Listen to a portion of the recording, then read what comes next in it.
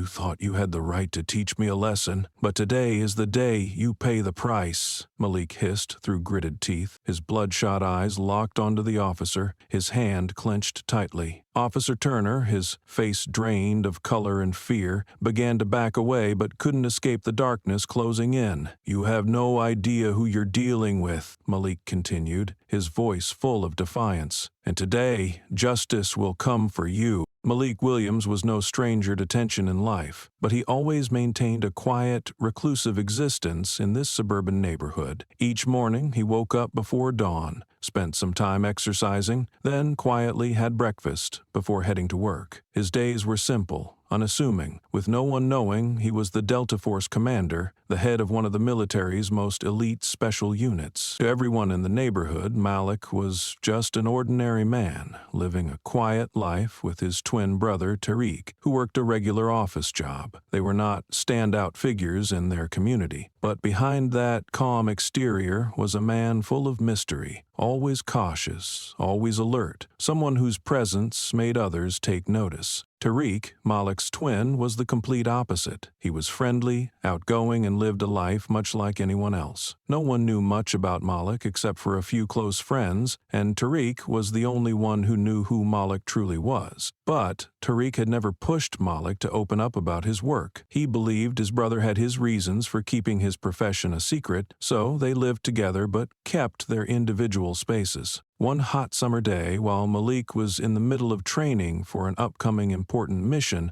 an unexpected event unfolded. Officer Turner, a white man in a police uniform, appeared on this quiet street. With a smug smile, Turner stopped his car, watched for a moment, and then fixed his gaze on Tariq, who had just stepped out of the house. Little did Turner know, the man standing before him, though casually dressed, was being watched and observed by one of the most elite military units. To Turner, he was just an ordinary citizen, nothing remarkable. But something about Turner's gaze made Tariq uneasy. The officer stopped his car, got out, and, without greeting, coldly said, "Show me your ID." No reason, no explanation, just a simple demand, yet full of overreach. Tariq looked up at Turner, confused about why he was being treated this way. He had never committed a crime, never done anything wrong, but the officer in front of him made a request without any justification. Tariq felt the racism from this officer. Even though it was unspoken, he knew it was the imposition of power. He had nothing to hide, only a sense of unfamiliarity and exhaustion from this behavior. When Turner asked Tariq to open his bag for a search, Tariq felt his fingers start to tremble. He wasn't a weak person, but the sense of being searched without a clear reason made him uneasy. He tried to control his emotions, but in the end he decided not to comply with the officer's request. "No, I don't need to show you my ID," Tariq replied, his voice not strong enough but just firm enough for the officer to sense something was wrong. At that moment, Malik, who had been watching from inside the house, noticed the tension outside. He knew something was off. It wasn't the first time Malik had seen the police in the neighborhood,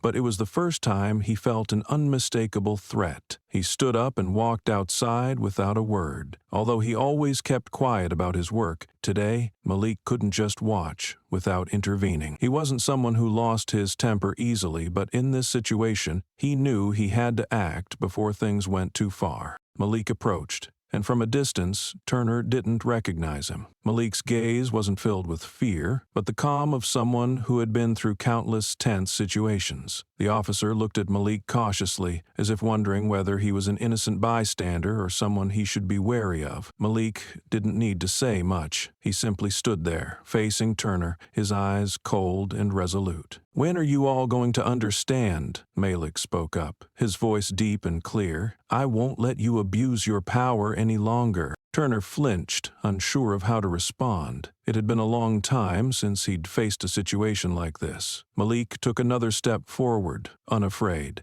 standing there like an unyielding wall blocking the officer's wrongful actions. Turner now realized he wasn't standing in front of an ordinary citizen, but a person with power beyond what he could imagine. But Malik wasn't going to stop there. He wasn't someone who would tolerate injustice, no matter who it was directed at. The police have no right to search me without cause, and certainly there's no reason for you to treat my brother like this. Malik's words echoed, strong and defiant. Turner, still shaken, tried to regain control. But in this moment he knew he was wrong and couldn't change the situation. He no longer held any power over Malik. The fire in Malik's eyes made the officer realize that someone like him couldn't be easily intimidated or humiliated. Just seconds later, Turner froze, unable to speak. A sense of confusion and fear surged within him. Malik, although not revealing his true identity, carried himself in a way that made Turner understand that not everyone could be oppressed without consequence. This wasn't just a confrontation between two men, but a struggle between power and justice, between racism and fairness. Malik turned around, not bothering to look at Turner again. He simply walked into the house, leaving the officer standing motionless amidst the wave of tension that had engulfed the entire neighborhood. Malik's gaze at Turner was not just a confrontation, but a powerful message about power and injustice in society. Malik stood there, his gaze remaining calm, but inside, a rising fury was building relentlessly. The entire neighborhood seemed to freeze in that moment. The officer in front of him, Turner, still didn't fully understand the situation. He looked at Malik, his eyes filled with doubt, unable to believe that the man standing before him was the Delta Force commander, someone who could change the course of a battle. But that was exactly what Malik wanted. He knew that power didn't always come from military uniforms or police badges, but from the resolve in one's actions and the attitude when facing injustice. "My name is Malik Williams, and I am the commander of Delta Force," Malik spoke, his voice deep and strong without hesitation. "You have no right to search me without legal cause." Turner, his hand still gripping the gun at his side, looked at Malik with disbelief. What Malik had just said to Turner sounded like a ridiculous story. A man like Malik could be the commander of one of the most dangerous special forces units in the U.S. military? It was hard to believe. He couldn't fathom that he was standing in front of someone who could make the entire system submit. Turner scoffed, unable to accept what he had just heard. "You think I'm going to believe this story?" Turner sneered, his eyes still fixed on Malik, his hand never leaving the gun. "Don't be ridiculous. Delta Force commander, right? You must be crazy." Malik didn't step back. He stood firm,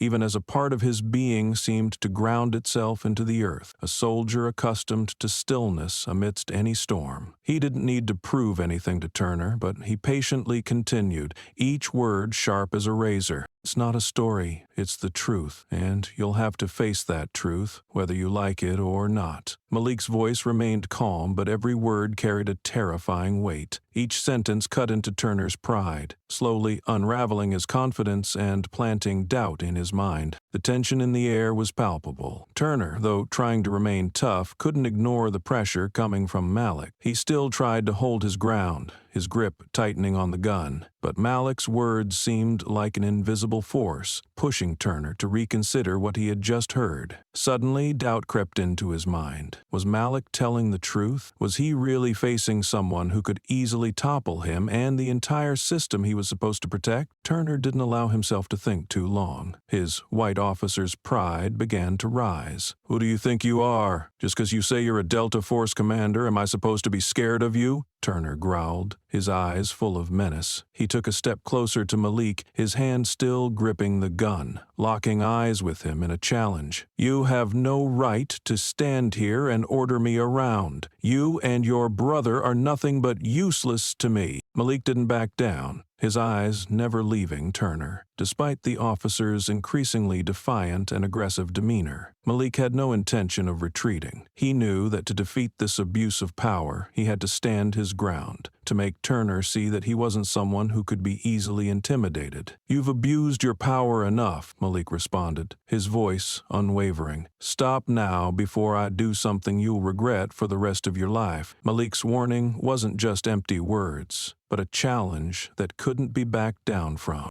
These words tore apart Turner's confidence. He was confused, unsure of what to do, only able to stand and stare at Malik, fear beginning to rise within him. Turner thought he could handle any situation with force, but he hadn't expected to be facing someone he couldn't overpower. In that moment, the tension wasn't just between the two of them. The entire neighborhood seemed to stop breathing, silently watching. Malik and Turner were like two opposing forces. Malik embodied calm, while Turner symbolized confusion, someone who couldn't see the limits of his power. Just a little more time, and everything would change. "Don't make me angry," Malik said, his gaze as cold as ice. "You have no idea who you're standing in front of." Turner still wouldn't stop. His lips were pressed tight, staring at Malik, not realizing that all his stubbornness was now leading him to self-destruction. Tariq stood behind Malik, his eyes locked on the scene in front of him. He felt the tension between the two men growing more intense, and though he didn't want to, he couldn't just stand by any longer. The sense of injustice rose within him, and a part of him, the twin brother, surged up strongly. Tariq couldn't bear this treatment, the senseless challenge from Turner. He stepped forward, extending his hand, lowering his voice. "Hey, what are you doing?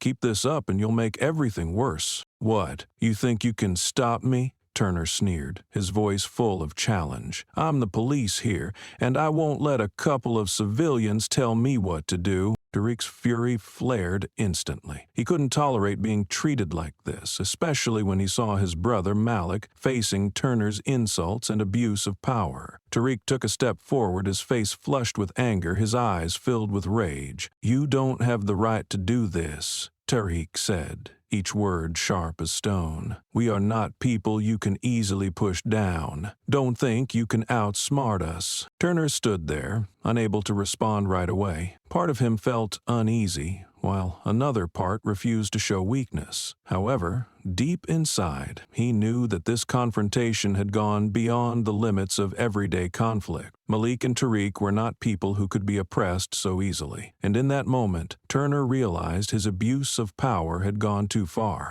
When Malik and Turner faced off, no one noticed that a nearby civilian, who had witnessed the entire incident, had quietly raised their phone and started recording. The scene, a white officer challenging a black man, wasn't unusual in this society. But what made it special was the discomfort Turner displayed, paired with Malik's unwavering determination. In those tense moments, the phone captured not only the sound, but also the suffocating atmosphere of abuse of power, making each passing second feel like a slap against the silence that had lasted too long. Just a few minutes later, the video was uploaded to social media, immediately grabbing the attention of thousands. Discussions began unfolding, not about the specific event, but about what it represented: racism, abuse of power, and the absurdity of police acting without accountability. The community began sharing, commenting, and strongly condemning Officer Turner's actions. The video not only sparked outrage, but also highlighted the injustice that exists in society, where people like Malik, despite having power or truth on their side, still face discrimination and abuse of authority from those in power. The video quickly became a symbol for the oppressed.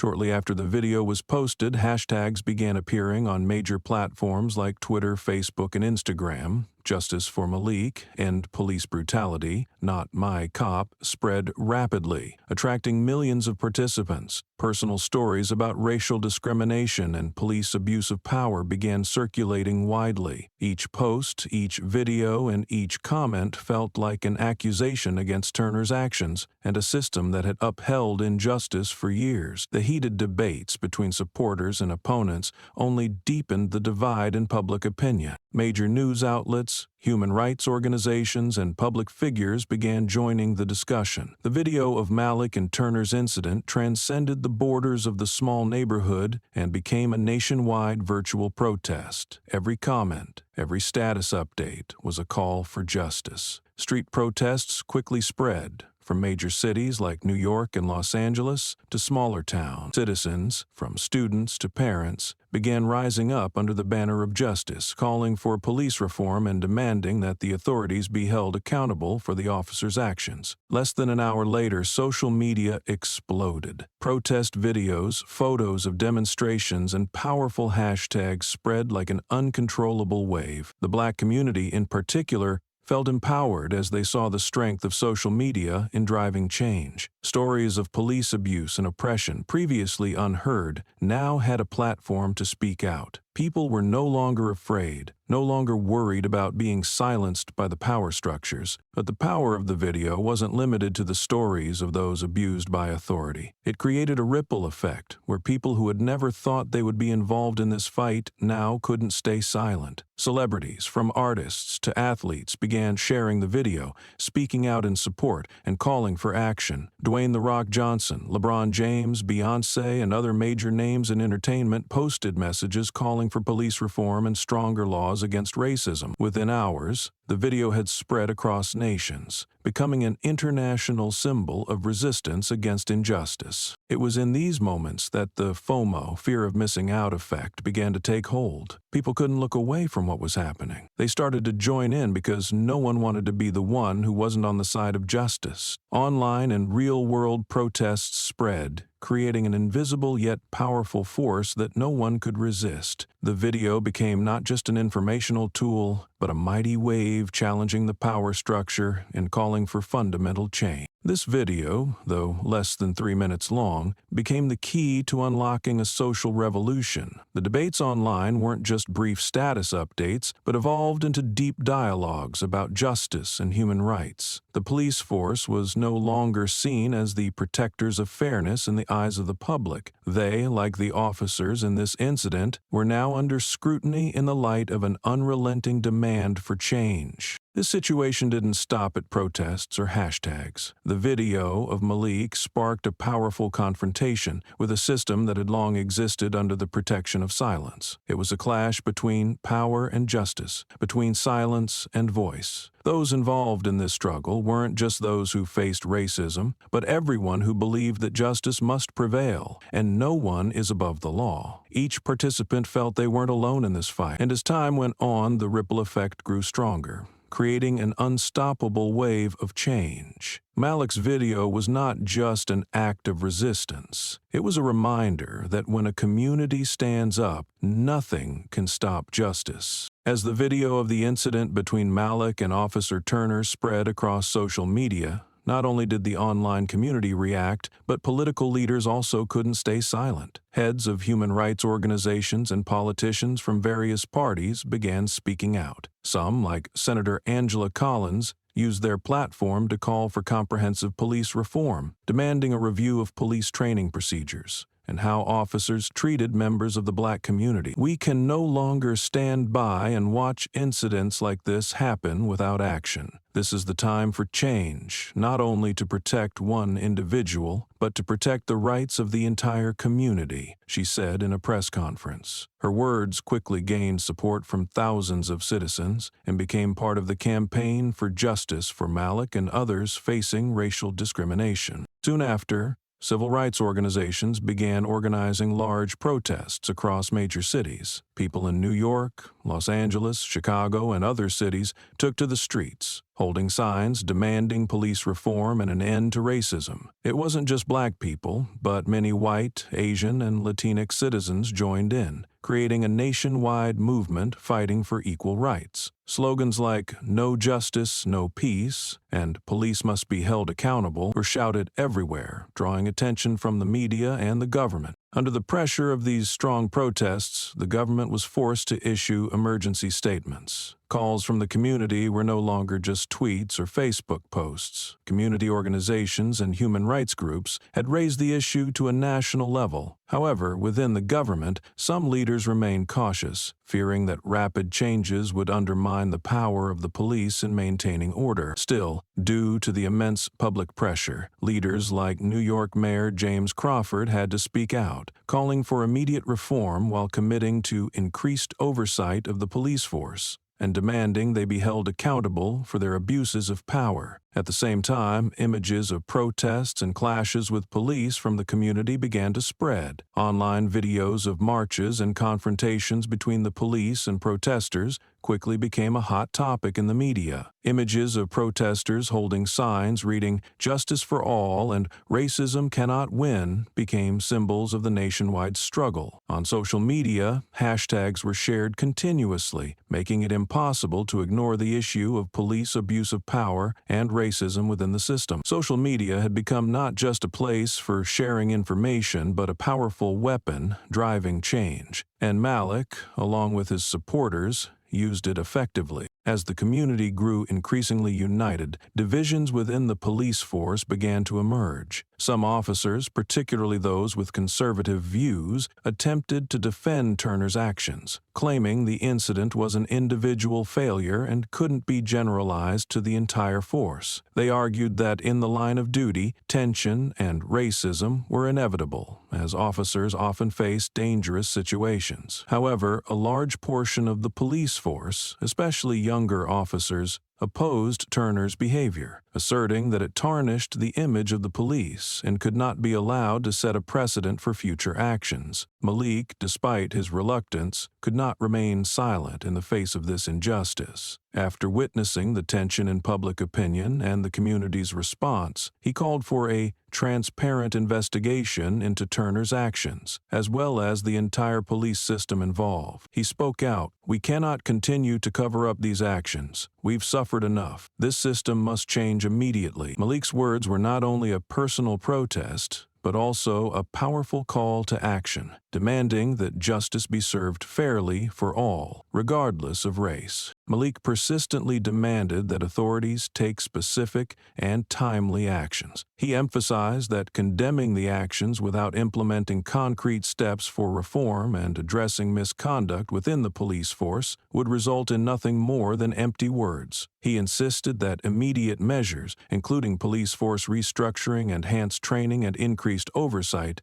be enacted to ensure similar incidents wouldn't occur in the future. Malik stressed, "We cannot wait for another victim. Real change must come from within." Not long after, Malik's demands received strong support from the community. Human rights organizations also joined the cause, calling for stronger oversight of the police force and pledging to assist in pushing for reform programs. At the protests, the community's calls shifted from words to concrete action, demanding that the government and police take swift and transparent action. The community was not just demanding justice for Malik, but also calling for widespread societal change, where racism and abuse of power would no longer have a place. The community's response grew stronger, but it was impossible to ignore that divisions within the government and the police force still persisted. In the days that followed, the story of Malik and Turner became the focal point of debates about justice, power, and equality. Justice was not just about prosecuting Turner. It was part of a larger struggle to transform a social system that had existed for too long in injustice and discrimination.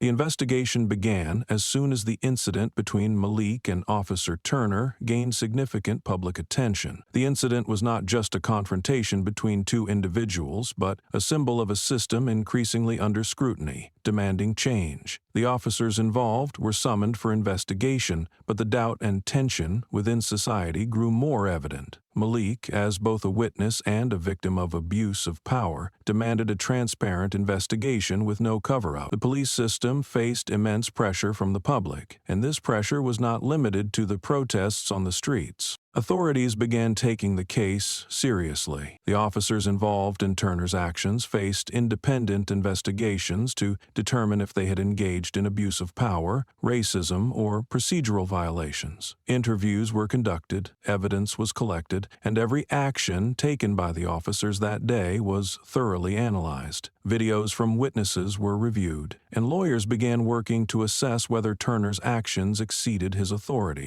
While the investigation was ongoing, resistance from the police began to emerge. Some senior leaders within the police force stood by Turner, claiming his actions were a defensive response to an unexpected situation, and that he acted out of fear. These individuals argued that police work inherently involves tense moments, and sometimes mistakes are unavoidable. They warned of the danger of public rebellion, claiming that excessive demands for an investigation would harm the credibility of the entire police force. Police leadership not only defended Turner but also asserted that his actions did not represent the entire police force. Every officer is responsible for their actions. Don't let one mistake from an individual tarnish the image of all of us, a police leader stated in a press conference. They argued that harshly disciplining an officer would create a chain reaction, damaging the public's trust in the police force. However, Malik refused to accept this defense. He couldn't stand by while abuse of power and racism were protected with vague justifications. Malik demanded that the government take specific action. The police can be wrong, and misconduct must be addressed. If we don't act decisively, we're complicit in injustice. We need reform immediately, Malik declared. He knew this was not just for his own sake, but for the community, as others would continue to suffer from racism and abuse of power without strong action. Pressure from international organizations also increased significantly. International human rights groups, such as Amnesty International and Human Rights Watch, called for U.S. authorities to conduct a transparent and fair investigation. They condemned the systemic racism within the police force,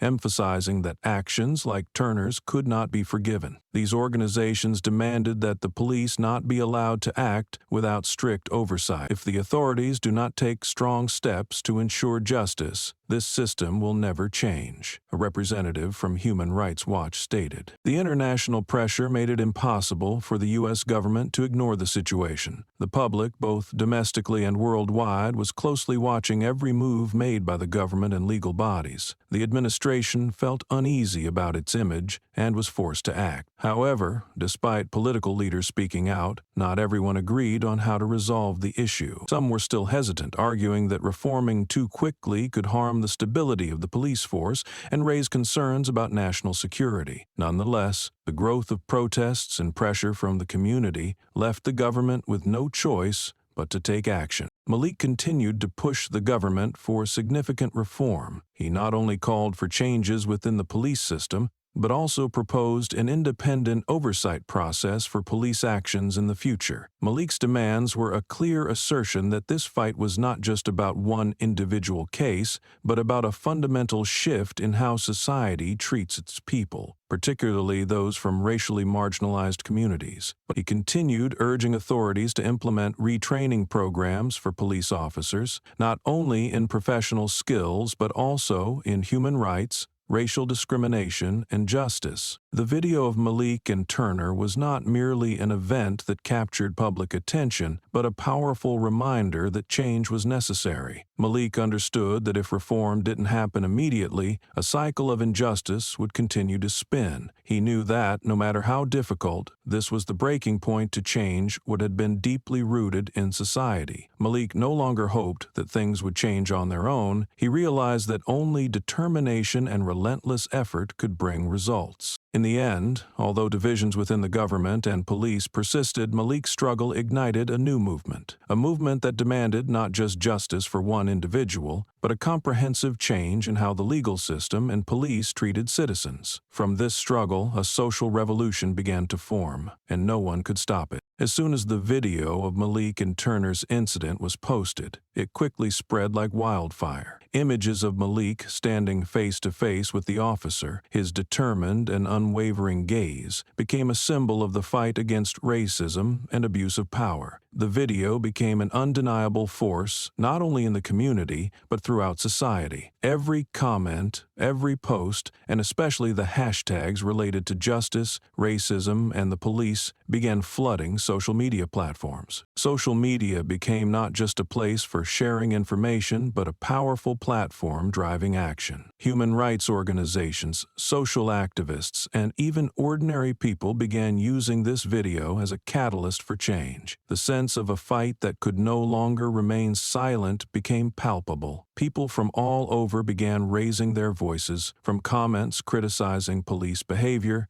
to posts calling for police reform. The video didn't just change how the community viewed racism within the police force, but also created a powerful movement demanding justice for Malik and other oppressed individuals. The online community's response continued to intensify with each passing day. Videos, articles, and images of protests spread widely. Participants began meeting on social media platforms, organizing online protests, and joining in the real-life struggles on the streets. From large cities like New York and Chicago to smaller towns, the voices of the community echoed louder. They not only joined the protests, but also shared their own stories, recounting instances of police abuse and racial discrimination. The protests continued unabated, showing that patience had run out and that justice could no longer be delayed. The increase in protests was not a temporary phenomenon. It was a strong reaction from the public, a sign of deep dissatisfaction with how the police system treated disadvantaged communities. Each protest was not just an action demanding justice for Malik, but also a revolt against a system that perpetuated widespread injustices. People began to rise up and demand real change. The police were no longer seen as a force to be trusted and protected by the people, but as a system that needed strict oversight from the very community they were tasked with protecting. Slogans like "Justice for Malik," "Police have no right to discriminate," and "Immediate change" were not only seen on signs but also echoed in the chants of protesters. A sense of strong public resistance did not stop at the street protests. In online discussions, from small group chats to larger meetings, the community kept questioning how society views power and justice. People began insisting that change should not stop with just one case. They demanded comprehensive reform in how the police carry out their duty. The people participating in the protests were not only standing up for Malik, but for all those who had been oppressed, those who had been treated unfairly by a system that had upheld these injustices for years. Among all these developments, the most significant change was in the community's mindset. The feeling that silence was no longer an option spread like wildfire. Those who had never thought they could be part of social struggles now realized they could not remain quiet when justice was being violated. The community was no longer just angry about Malik's case, but they recognized that silence itself was part of the problem. They began to take action, began to speak out, and most importantly, they realized that they themselves could create change. Tweets, Facebook posts, shared videos, all became waves of resistance that could not be stopped. International human rights organizations also began to intervene forcefully. They called for transparency in the investigation and demanded that the police system take specific actions to end racial discrimination. These groups were not only demanding action regarding Malik's case, but also calling for comprehensive changes in police policies. They emphasized that incidents like Malik's were not just individual cases, but symptoms of a systemic failure. International organizations urged the U.S. to reform and end racial discrimination within law enforcement agencies. But most importantly, the shift in society's mindset was not confined to protests or tweets. It had become a revolution in consciousness. The community was no longer standing up for Malik or any one individual, but they began demanding justice for all those who had been and were still being treated unfairly in society. The change could not be undone, and once a fight for justice begins, no one can stop it. After the authorities began investigating the incident, the initial results fell short of the community's expectations. Officer Turner was immediately suspended, but this decision seemed insufficient to ease the tension. The community and human rights organizations quickly realized that suspending Turner was merely a superficial gesture, an action that did little to address the root cause of the issue. The systems of cover-up and loopholes and oversight remained, making the process opaque. Malik and his supporters could not accept such a half-hearted result. They demanded a deeper investigation and a comprehensive review of all the officers involved in the incident, not just Turner. The initial investigation results were unconvincing. The suspension was only a symbolic move and was not enough to resolve the widespread abuse of power within the police force. While international organizations called for a transparent investigation, the government had yet to take any firm action regarding the other officers involved. Some senior and influential officers began defending Turner, claiming he acted in self-defense, insisting that he did nothing wrong in his line of duty. These statements not only increased concerns about the lack of transparency, but also indicated a quiet protection within the police system itself. Meanwhile, politicians began making strong public statements, but these words lacked concrete action. Political leaders, particularly those heading legal agencies, condemned Turner's actions and promised police reform. However, these statements came with no follow-through. Press conferences became empty words, without any implementation plans. Some politicians, like Senator Collins,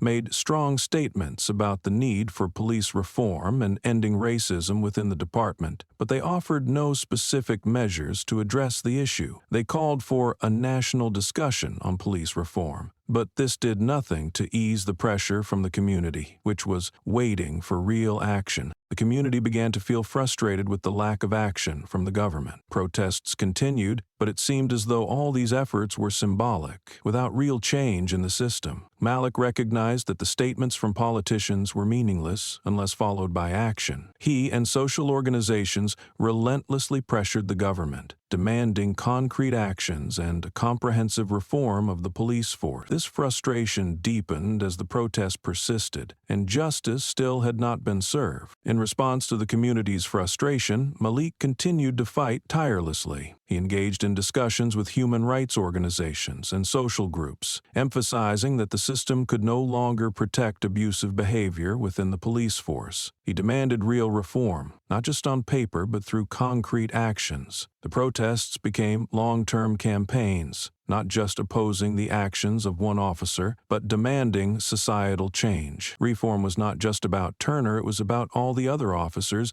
and the legal system that shielded racism. Malik began organizing meetings with international organizations, urging them to continue monitoring and pressuring the U.S. government. He knew that if this incident were allowed to fade, it would become just another personal case among thousands of unresolved issues. He insisted that change could only happen if the system was more tightly controlled and if justice was fairly implemented. Meanwhile, international human rights organizations continued to support Malik and the protests, calling for an independent oversight system for the police to ensure that abuses of power would not be overlooked in the future. These groups also demanded specific reform programs and called on the government to address racial discrimination within the police force. Malik was not standing up just for himself, but for all those oppressed in society. He did not want to be just a victim of the system. He wanted that system to change, so no one else would have to endure the injustice he had suffered. He continued to urge the government to ensure justice for people like him, those who had never had a voice in this society. "If we don't fight for justice, who will?" Malik said, his eyes gleaming with determination. "We have no choice but to demand change." In the following days, the community continued to fight, demanding significant and swift progress in police reform. Malik remained at the forefront of this movement, not just because of Turner's case, but for the struggle of all those facing abuse of power and racism in society. His actions sparked a fire of change, a fire that could not be extinguished by the empty words of leaders unwilling to act. Officer Turner never imagined that the day he would face the consequences of his actions would arrive so quickly. When the official investigations were concluded, Turner was convicted of abuse of power, racism, and violations of police procedures. His initial suspension had seemed like a symbolic gesture, but now, after a thorough investigation and relentless community resistance, Turner was facing severe punishment. He was dismissed from his position and faced charges of abuse of power and excessive use of force against a citizen without legal justification. The community, from protesters to human rights organizations, felt that a measure of justice had been served. For Turner, the conviction was a strong strong shock. As a police officer, he was accustomed to power and respect from the community. But now, both the government and society not only condemned his actions, but also exposed the flaws in the police system. What Turner didn't expect was that he was no longer protected by the invisible shield of the system he once trusted. The sense of confusion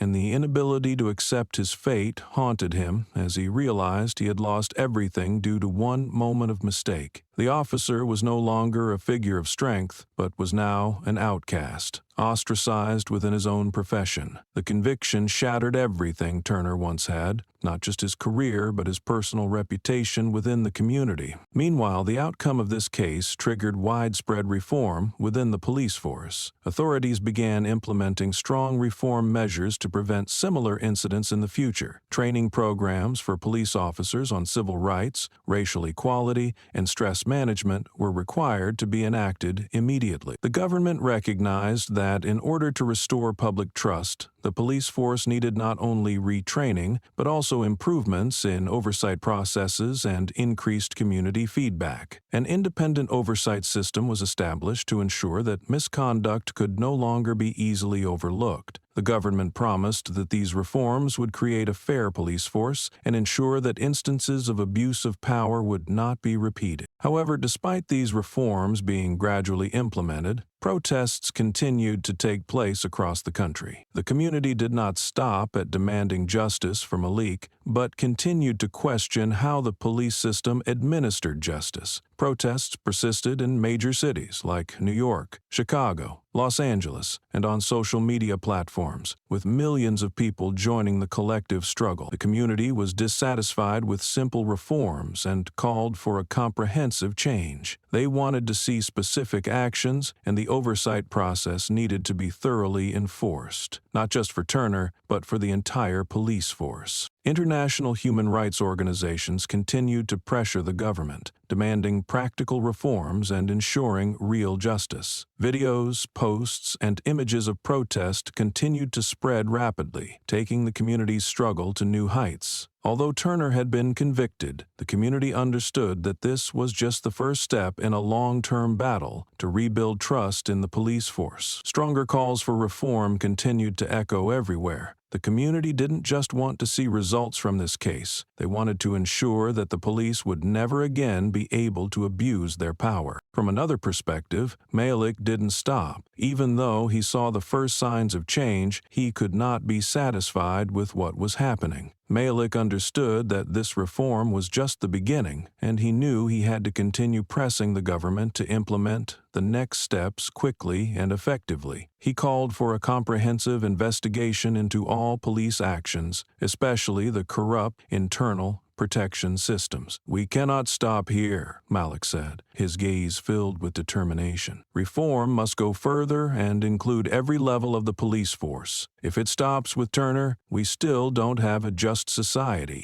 Malik remained at the forefront of this struggle, attending meetings with human rights organizations, social groups, and politicians, demanding an independent oversight system where police misconduct could be transparently monitored and reported. He didn't want this incident to just be a footnote in the story of justice, but a part of the revolution that he and the community would continue to lead until real change came. Malik looked to the future with determination but also caution. He knew this struggle would be long and difficult, but once it had started, he would not stop until a truly just society was formed. It wasn't just about personal change, but the transformation of the entire system. And he, as a leader, would always stand firm at the front lines to ensure justice was enforced fairly, with no one left behind. The investigation didn't stop at Turner. As the light of justice shone on this officer's actions, the entire police system began facing repercussions it could not avoid. Other officers, not just in Malik's case, but in other incidents involving abuse of power, also underwent intense scrutiny by investigators. Interviews continued, and all past misconduct, whether small or large,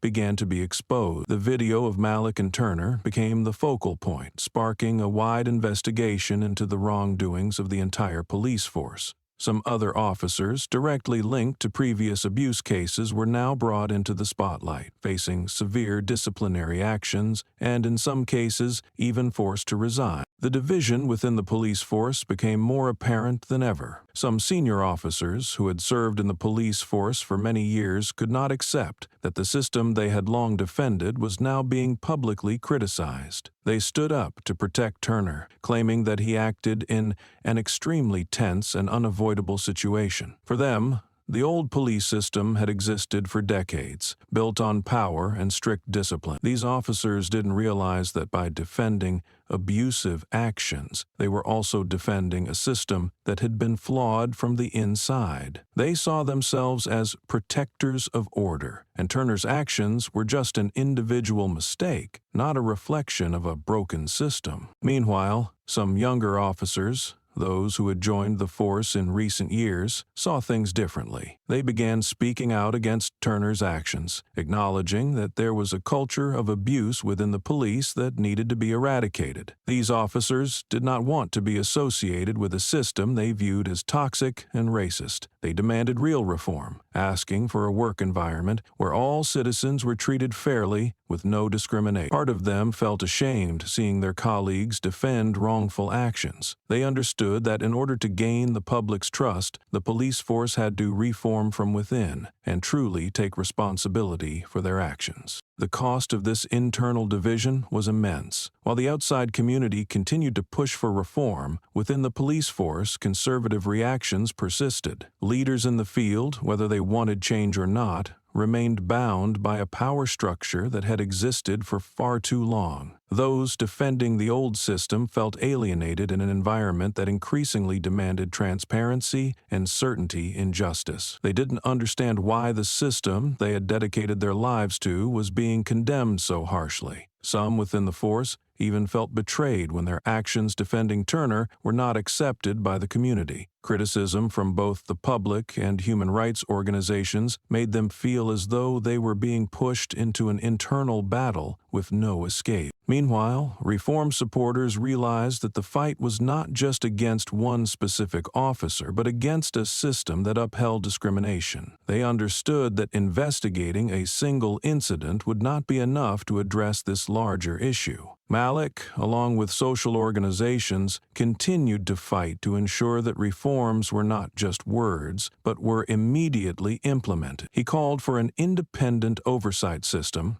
urging politicians to ensure that these changes would not be one-time fixes, but long-term commitments aimed at eliminating the deep-rooted issues within the police force. The community once again became the leading force, intensifying the demand that not only Turner but all officers who engaged in misconduct should be held accountable. Protests continued, and slogans calling for deep reform echoed everywhere. The people no longer accepted the vague defenses of police leadership, but demanded concrete action. They understood that only when real reform was enacted could they place their trust in the system and no longer live in fear that one day they would, again, become victims of abuse of power. The changes were not easy, but Malik's and the community's perseverance was decisive. He knew that this struggle would not end with Turner's case, but would continue, driving a comprehensive reform throughout the entire police force. Malik would not stop until everyone was treated fairly. Big questions began to emerge in the minds of those involved in this fight. While Officer Turner had been convicted and some reforms within the police force had been implemented, had true justice been achieved? Would these actions and reforms truly ensure fairness in a system that had been racially biased and abusive for many years? The community still could not stop asking this question.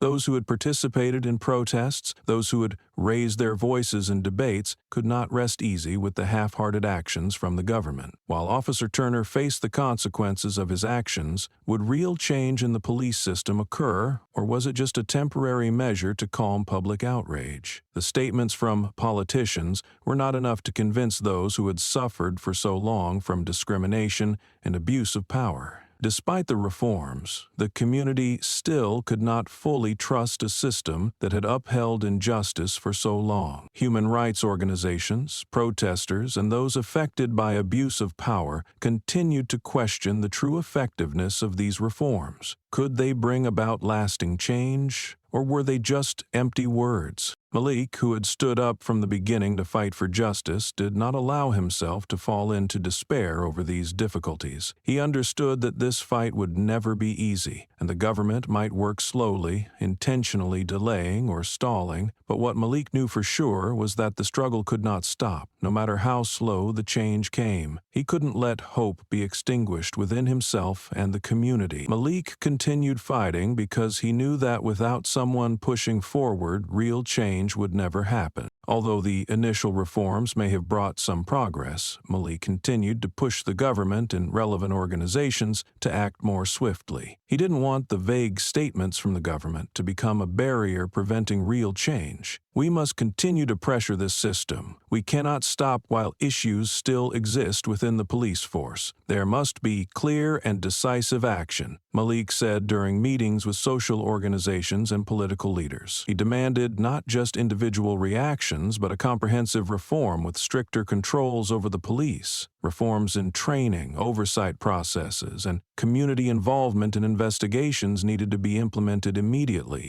Malik understood that, despite small changes, for the system to truly be reformed, there needed to be a collective effort, relentless perseverance from every individual in society. He was fighting not just for himself, but for all those who had been forgotten within this system, those who never had the chance to speak out or were silenced by the injustice of the government. A fight couldn't end just because one case was resolved. Justice couldn't just be a destination. It had to be a journey where every step was determined, with continuous participation and action. But Malik wasn't just reacting to injustice. He saw this as an opportunity to rebuild a police system that truly served the community, a system where every individual, no matter who they were, could be treated equally, without racial or social discrimination. He also understood that a fight couldn't stop when justice was only for one case. It had to continue expanding to protect every citizen in this society. This battle didn't end with Turner's case. Malik knew that justice had to be enforced across society, and he couldn't accept the continued silence surrounding misconduct in the police system. Whatever reforms the government applied, whether quickly or slowly, they would not be effective without the active participation of the community. Malik kept reminding those around him that change had to come from within the system, and they couldn't just wait for change. They had to make it happen now. So Malik never gave up. He continued participating in discussions about reform, continued calling for action, and pushed for initiatives to protect the rights of all citizens. He understood that his perseverance was crucial in this fight. Change would not come easily, but once he was determined, the community would not give up.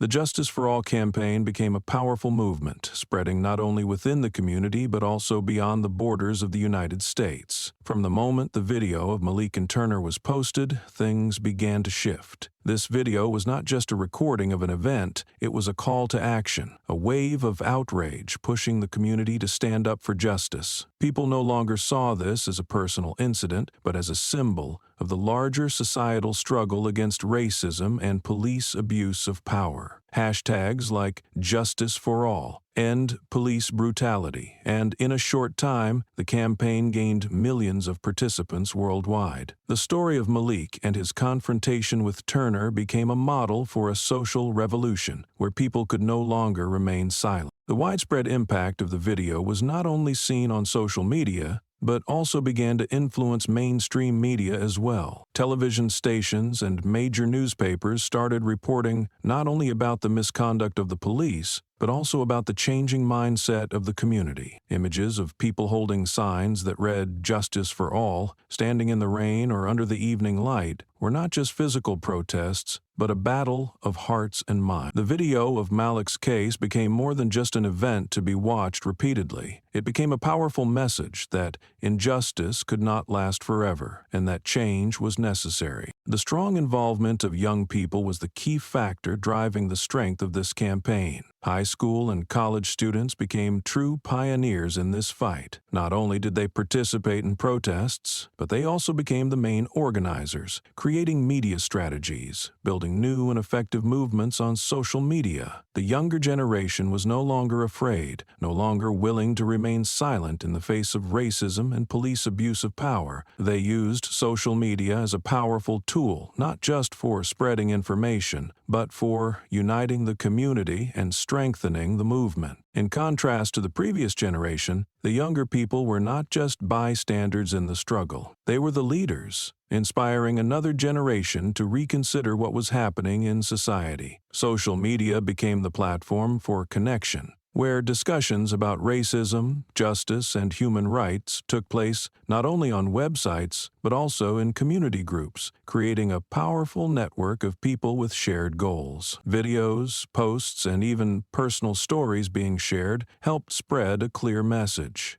We can no longer live in silence and discrimination. The involvement of young people sparked a revolution without gunfire, but one full of power and effectiveness. They didn't just share information, they spoke out strongly, affirming that they could not live in a society where justice was not upheld and racism remained a persistent issue. Thanks to them, the Justice for All campaign became not just a movement for justice for Malik, but also a major social movement pushing for real change in how society confronts justice. The protests and social media discussions were no longer isolated events. They became public dialogues between the community and the government about deep societal issues. From questioning the power in the hands of the police to demanding tighter oversight and comprehensive reform, this campaign truly awakened society, especially the younger generation, who would ultimately determine the future of the fight for justice. The images of banners, slogans, and personal stories from people inspired a global movement. People weren't just fighting for Malik, they were fighting for all those who had suffered from discrimination and abuse of power. The shift in mindset regarding justice and human rights was now widely recognized. Justice was no longer seen as unattainable. It became a collective goal, a movement where every individual in society could contribute to pushing it forward. The Justice for All campaign not only stirred the community but also began to have a significant impact on the political landscape. Politicians and international organizations quickly recognized the strong public response and could no longer ignore the demands for genuine reform within the police system. Politicians like Senator Angela Collins, who had always fought for justice, supported the movement, calling for strong action against police misconduct. We cannot continue to maintain a system where wrongful actions are protected, she stated in a press conference, urging the government to take more decisive measures to ensure that justice wasn't just an empty promise. The support from politicians went beyond public statements and began to translate into action as they started planning to introduce strong reform bills in the police sector. Additionally, international organizations began intervening in this issue. The United Nations and global human rights organizations like Amnesty International not only condemned Officer Turner's actions, but also called for an international investigation into racism within the police. These organizations voiced support for police oversight reforms, demanding enhanced human rights training for law enforcement. They argued that a comprehensive investigation should not only focus on Turner's actions, but also shed light on the deeper issues within the police system, including the racial discrimination that had quietly existed for years. The community continued to act to ensure that their voices would not be silenced. Social media became a powerful platform to organize campaigns calling for action. Videos, posts, and discussions not only took place in the virtual space, but protests also continued in the real world, creating a wave demanding comprehensive social reform. The calls from the community were not just demands for justice for Malik, but for all those who had been and continued to be treated unjustly within the system. The community proved that it wasn't just protests or brief hashtags, but the persistence and continuous struggle that could truly bring about change. Social media became a platform not only for spreading information but also for organizing actions, where young people and those standing up for justice could share their views and contribute to changing society. Hashtags like Justice for All and End Police Brutality were not just symbols of the struggle, but also a gauge for those wanting to join the movement. The power of the community on social media helped bring about change from the ground up, bringing the issue of racism within the police to a national and even international level, proving that when people stand together, nothing is impossible to change. The investigation finally reached its conclusion. After weeks of intense work, the officers involved in Malik and Turner's case were convicted. Officer Turner, who had faced Malik in the conflict that day, was found guilty of abuse of power, racism, and violating police procedures. The evidence, including the video footage, witness testimonies, and reports from experts on police authority, clarified that Turner's actions were not just an individual mistake, but part of a larger issue within the police force. Turner's conviction was not just a personal victory for Malik, but also a victory for justice and transparency. This was the first time in a long while that police officers were publicly held accountable for their actions, especially in cases involving race. However,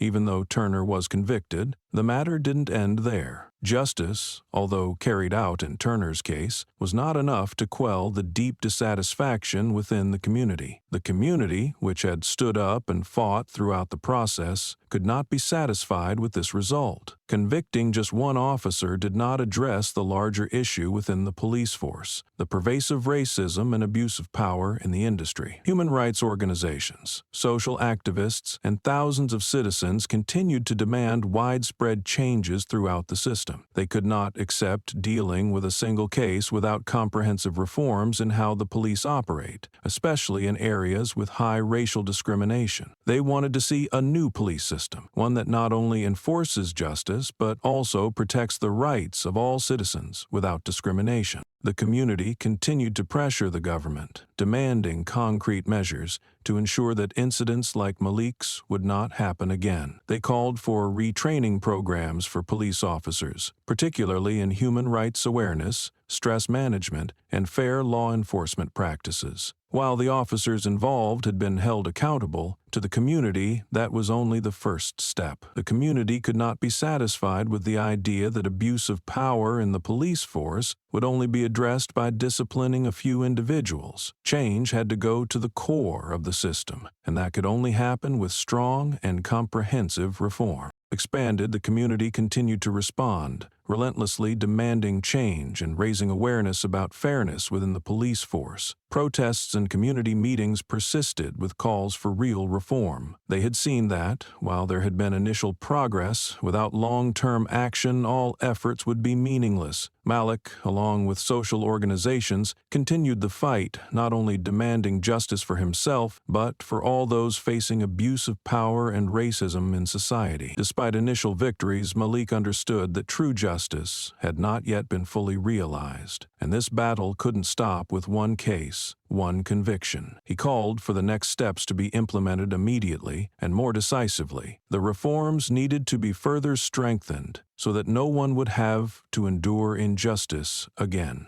Therefore, even though the initial outcome of the case had been delivered, the community's persistence did not waver. They continued to ask the big questions about fairness and justice in society. They didn't just focus on the police system, but also on the entire legal process, demanding internal change so that every citizen could be protected fairly. Although Malik had achieved some personal victory, this fight was far from over, and he understood that what he had achieved was only the beginning of a long struggle for justice and equality. While the outcome of the case had been delivered, the big question still remained. Would the government take real action? After Turner's conviction, reform measures were announced, but they were still not strong enough to tackle the root of the problem. Policies like enhanced training for police officers on civil rights and justice, as well as restructuring oversight processes, were introduced as a first step. However, everything seemed like a symbolic gesture. The new training programs implemented were not widespread or practical enough to create real change in how the police force operated. Many officers remained skeptical about these changes, partly due to the lack of seriousness in enforcing them. These reforms could not reassure the community. Despite the government's acknowledgement of flaws within the system, social organizations and the community still felt that the system had not fundamentally changed. The reforms, though introduced, lacked decisiveness and did not address the root causes of abuse of power and racism within the police force. The community called for stronger action from the government and authorities. At this point, Malik could not remain silent. He continued to fight, not only for himself but for all those who had suffered injustice in this society. The initial reforms could not extinguish the fire of outrage in Malik and the community. He called for stronger action from the government, demanding true reform and transparency in overseeing police actions. "We cannot accept empty words. We need to see real action," Malik asserted in a meeting with social organizations and politicians. Malik understood that if the matter ended with surface-level reforms, all the community's efforts would be in vain. He not only demanded retraining for police officers, but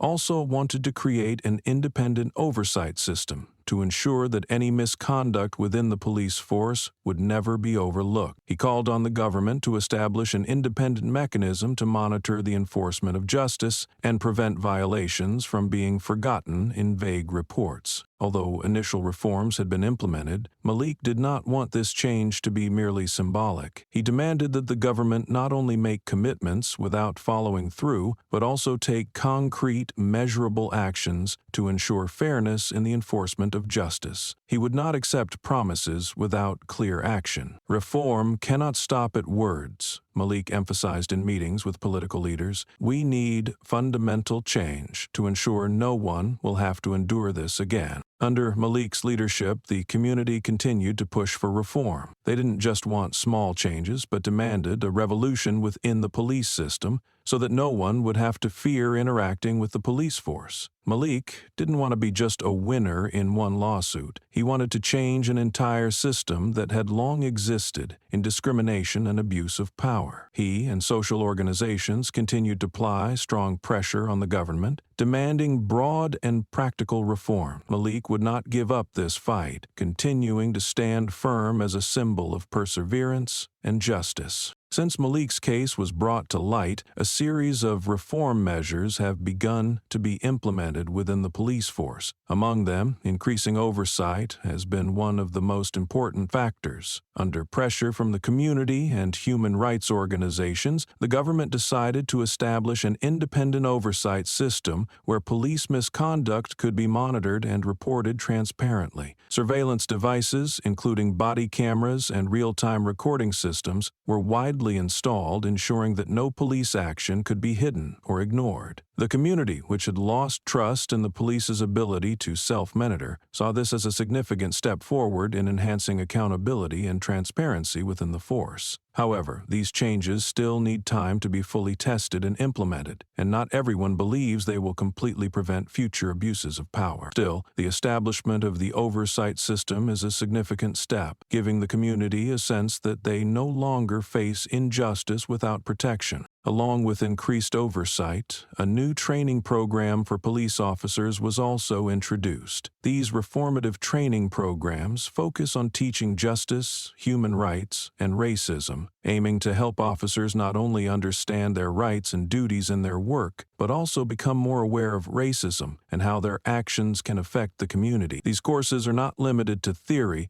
but also include practical exercises and simulated scenarios to help officers improve their ability to handle stressful situations without violating citizens' rights. This is an important step in changing the culture within the police force, shifting from prioritizing law enforcement to genuinely respecting human rights and equality for all citizens. The training program not only teaches police officers how to manage complex situations, but also emphasizes listening to and respecting every individual in the community, regardless of their race or background. These measures not only affect the police officers but also send a strong message to the entire police force that change is mandatory. However, even as these training programs are rolled out, there are still significant challenges ahead. Not all officers are ready to accept change, and some remain conservative, unconvinced of the need for reform. Resistance from within the force is inevitable, but continuing to implement these training programs and monitor their outcomes is crucial. Time will tell whether these reforms will truly create long-lasting change within the police force. Nevertheless, these initial steps are a positive sign, showing that fairness and justice are gradually being restored within the police system. The community, along with human rights organizations, continued to closely monitor these changes. They were not just waiting for promises of reform, but demanding concrete and effective actions. The police oversight and training programs needed to be implemented seriously, or they would become empty theories without practical value. Malik, along with social organizations, relentlessly pushed for reforms, ensuring that police officers would no longer abuse their power and that any wrongdoing would be met with strict punishment. These reforms might not completely eradicate racism and abuse of power overnight, but they were an important step toward rebuilding trust within the community and the police force. This change was not only about policy shifts, but also about changing the mindset of each officer, the entire system, and society. These advances, though incomplete, showed a correct path toward achieving a more just society in the future. While the reforms were being implemented, not all officers within the force agreed with these changes. Some, particularly long-serving officers, began to resist the changes they viewed as unnecessary. They felt these reforms threatened the methods they had relied on throughout their careers. They argued that retraining and stricter oversight were an infringement on their freedom to act, something they could not accept. These officers argued that the police often face tension and danger, requiring quick decisions in extremely difficult situations. They saw no reason to change the skills and methods that helped them maintain order in society. Discontent and resistance gradually spread within the police force, especially among conservative officers who did not want to lose control over their work. However, this resistance could not stop the pace of change within the police force. Despite opposition, the reforms continued to be strongly pushed forward. The government and social organizations did not back down. They continued to advocate for improvements in processes and increased accountability of the police force to the community. Retraining programs not only helped police officers understand citizens' rights, but also enhanced their ability to manage stress and handle complex situations without violating people's rights. Despite opposition from within the force, the reforms continued to be implemented and gradually gained support from newly enlisted officers and younger officers who were ready to adapt to society's demand. Meanwhile, the community continued to show strong support for these reforms. Despite some police officers resisting, the social community remained undeterred. Protests continued, and public discussions about civil rights, justice, and racism showed no signs of slowing down. Social media remained a vital platform for spreading the message of justice and calling for the implementation of reforms. Human rights organizations, social activists, and the younger generation continued to apply pressure on authorities, demanding change not only from within the police force, but also from the government and politicians. They continued to push for justice, not just for Malik, but for all those oppressed, ensuring that every citizen could be treated fairly within the legal system. The community's support didn't stop at protests, but also manifested through active participation in discussions, social media campaigns, and community activities. Everyone understood that this was not an issue of one individual, but a collective struggle for society as a whole. The community recognized that this change was not only significant for Malik, but for all those harmed by abuse of power and racism within the police system. They realized that only unity and a collective voice could ensure that true justice was served. Despite the resistance from a faction within the police force, the community continued to make an impact. They fought to ensure that reforms were not only changes in oversight processes, but also a cultural reform within the police force. People understood that changing police culture was crucial to protecting citizens' rights and ensuring fairness in society. The road ahead was still long, but the community's perseverance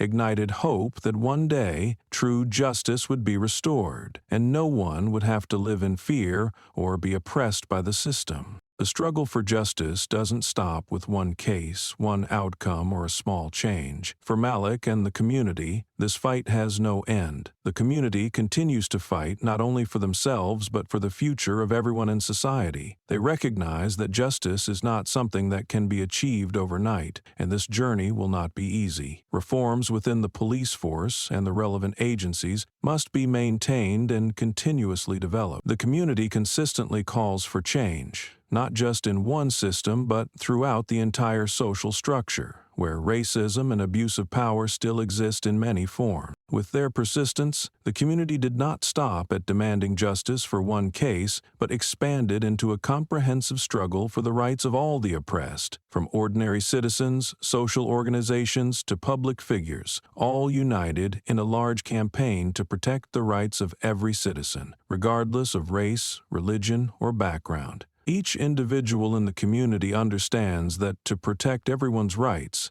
they need to act and speak out, because only unity can change a system that has long existed in injustice. Protests, online campaigns, and posts about justice and human rights continued to spread and received strong support from the community. A crucial part of this struggle is the strong development of social organizations. These organizations not only focus on addressing immediate issues, but are gradually forming long-term strategies to push for societal reforms. Human rights groups, educational organizations, and community support networks continue to exert pressure on the government and law enforcement agencies, demanding real reforms in the police force and other sectors of the legal system. These organizations fight not only for individual rights, but for the future of the entire community, knowing that change in the system will only succeed when the community supports each other and speaks out strongly. Social organizations, whether long established or newly emerged, have grown significantly in this context. They not only organize protests, but also create training programs, communication campaigns, and help raise community awareness about racism, justice, and human rights. These organizations play a key role in driving social reforms and making the community feel empowered in creating change. From training police officers about human rights to providing legal support for those discriminated against, these organizations are always at the forefront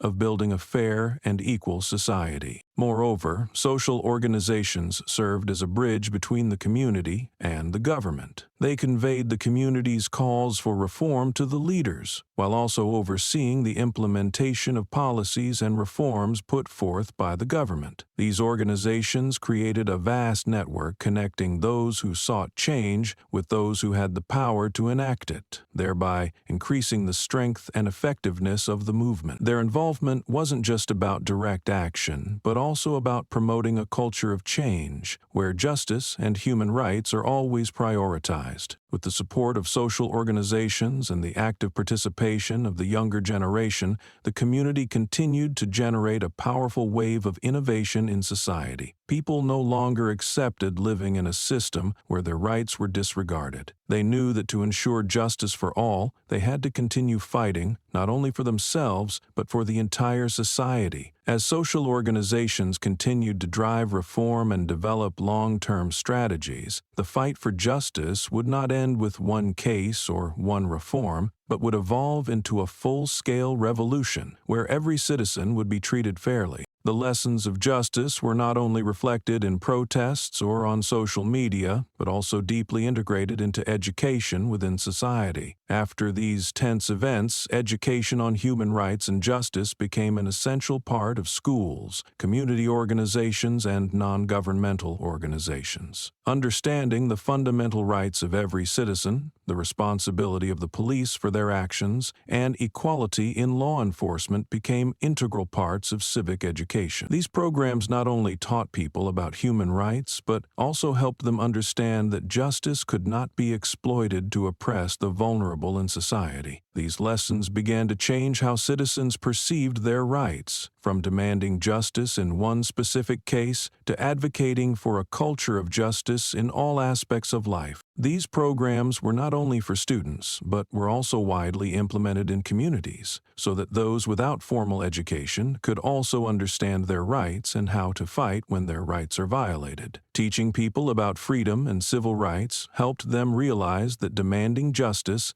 is not a minor privilege, but an essential part of a democratic society. These weren't just theoretical lessons. They were concrete actions that every citizen could take to ensure that no wrongdoing would be overlooked. We cannot accept injustice, and these lessons helped everyone understand that each individual has the power to change the world. Along with education on human rights and justice, a significant shift in societal mindset is also taking place. The struggles for justice are no longer limited to Malik's case, but are part of a generation that wants to see a more equal society. When abuses of power can no longer be hidden, when crimes and acts of racism are strongly condemned, society's mindset begins to change. The community no longer accepts a society where power is abused or where groups of people are constantly discriminated against based on their skin color, origin, or ethnicity. Justice is no longer a distant concept, but something that everyone can demand and fight for. Society is beginning to understand that if it wants to maintain peace and prosperity, every citizen must be treated fairly, with no one having superior rights over anyone else simply because of race or social status. This shift in mindset is not easy, as deep contradictions between old and new values still exist, but symbols like Malik's case have awakened a large portion of society to the importance of justice and racial equality. Justice is no longer a concept reserved for those in power, but a right for everyone, regardless of who they are. From protests,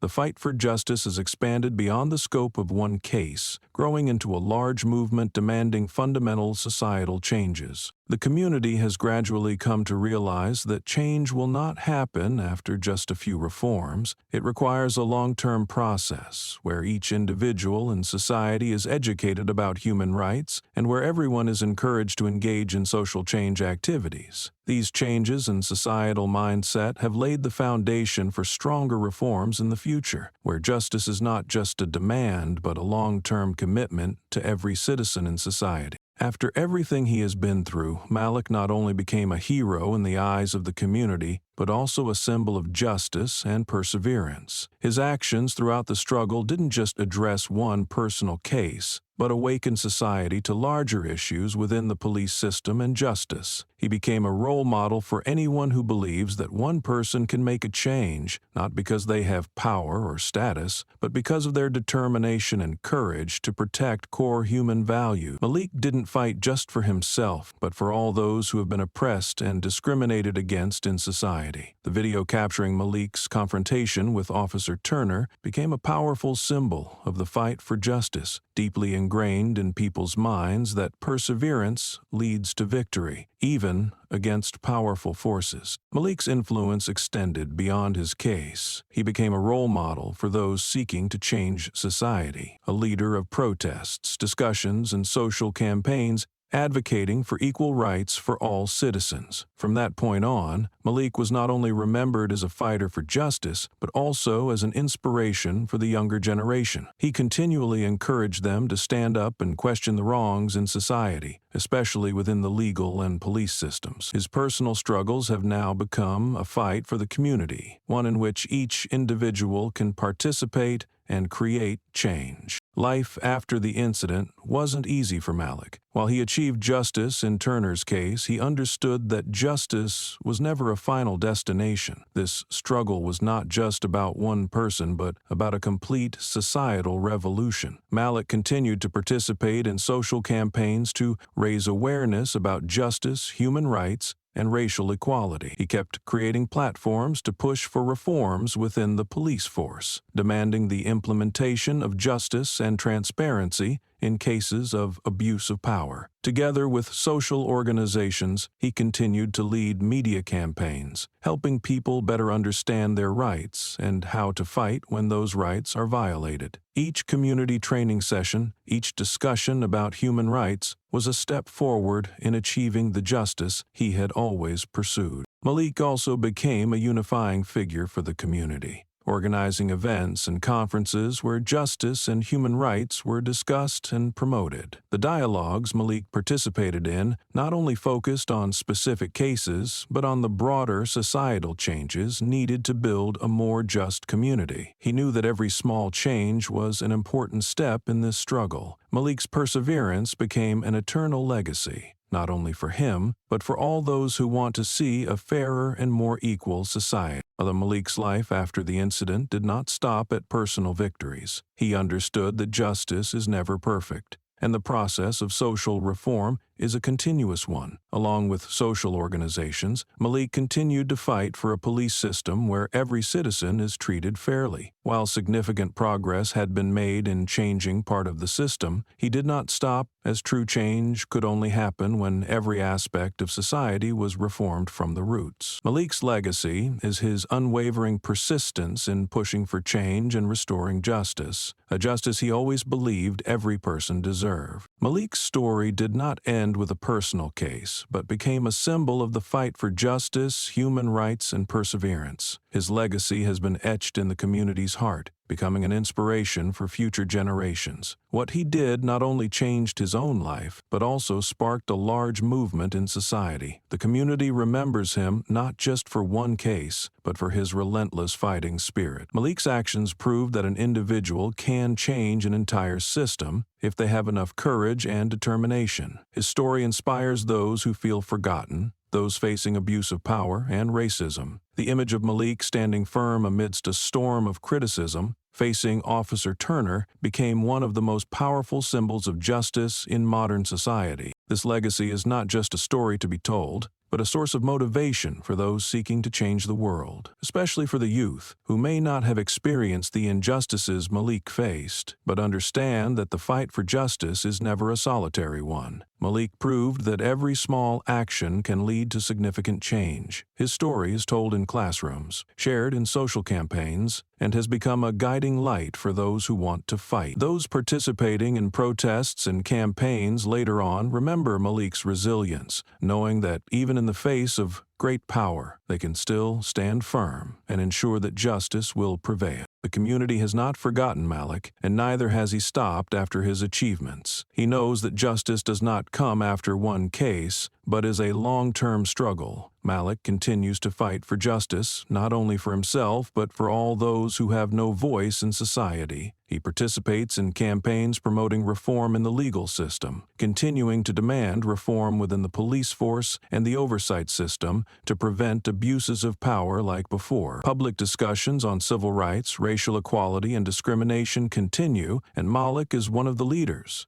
ensuring that the community's voice is never silenced. He understood that, although there were small victories along the way, true justice could only be achieved when every part of the system was reformed and when every citizen could live in a fair society. Malik continued to push for independent oversight of the police and deep reforms in the legal system because he knew that an individual can create change, but only when the community stands together can this struggle reach its ultimate goal. Malik never gave up, because he knew that justice must be served for all, and he would continue fighting until that became a reality. His story is not just a reminder of injustice, but a path forward for the future, a future where everyone is treated fairly. The community did not back down after the events surrounding Malik's case. A powerful change emerged as all those who felt oppressed and deprived of their rights stood together. The calls for justice were no longer just about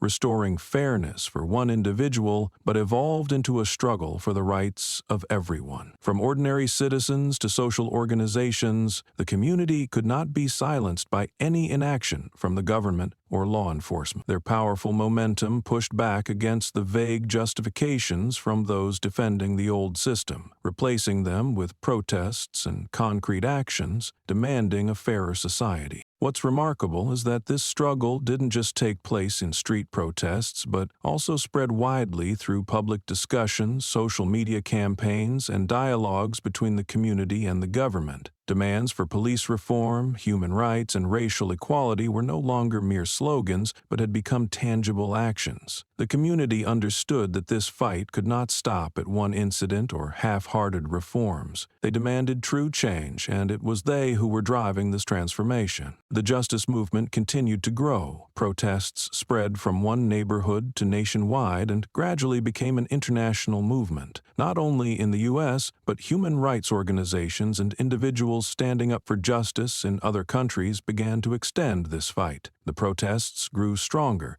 demanding not just justice but a profound societal change, where every citizen could live in a society free from racial discrimination. People no longer waited for the government to act. They stood up, voiced their demands, and took action to force the authorities to change. They didn't want more empty promises. They wanted to see real action from the institutions. Never before had the community been so united. The protests and media campaigns created a powerful wave of change, raising a crucial question about justice and rights in society. It was no longer just justice for Malik, but justice for everyone in society. The protests were not merely about recognizing one individual, but about fighting for the rights of all those living in discrimination and injustice. Every slogan, every tweet, every post on social media reflected a massive effort to rebuild a fairer society. This change comes not only from political reforms, but also from communities shifting their mindset. Those involved in the struggle understand that, despite initial victories, this is a long-term fight that cannot stop while major issues remain. They not only demand reforms in the police,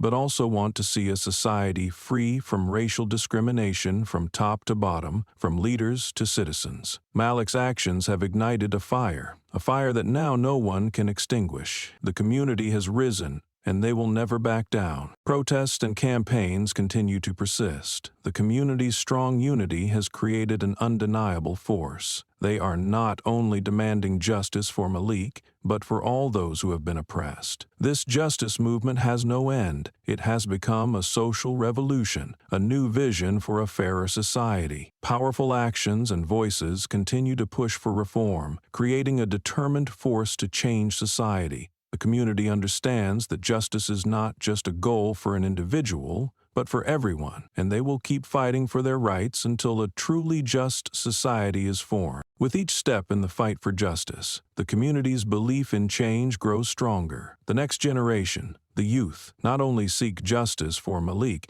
but also understand that this fight must be sustained long-term. They are not only participating in protests or campaigns, but are also laying a solid foundation for change. Social organizations and the community have shown that change is not a temporary action, but a continuous process to ensure justice for all. Peaceful protests, lectures on human rights, and racial discrimination are not just outward actions, but profound dialogues on long-standing issues society must face. The youth have risen not just for justice for Malik, but for the future of the society they wish to build. They have realized that only when the community unites and acts will true social reforms take place. Police reform, racial equality, and equality in the enforcement of the law are no longer issues for just one group, but for society as a whole. The youth do not stop at participating. They also offer creative solutions to change society. They use social media, organize events, and collaborate with organizations to create an unstoppable, united force. These campaigns are not just about one case, they are about a common goal, building a society where everyone is treated fairly and with dignity. The story of Malik and what he did not stop at a single turning point, but became a model for all those who wish to change society. His story lives on in the hearts of the community, inspiring those who pursue justice. It was not just a lawsuit.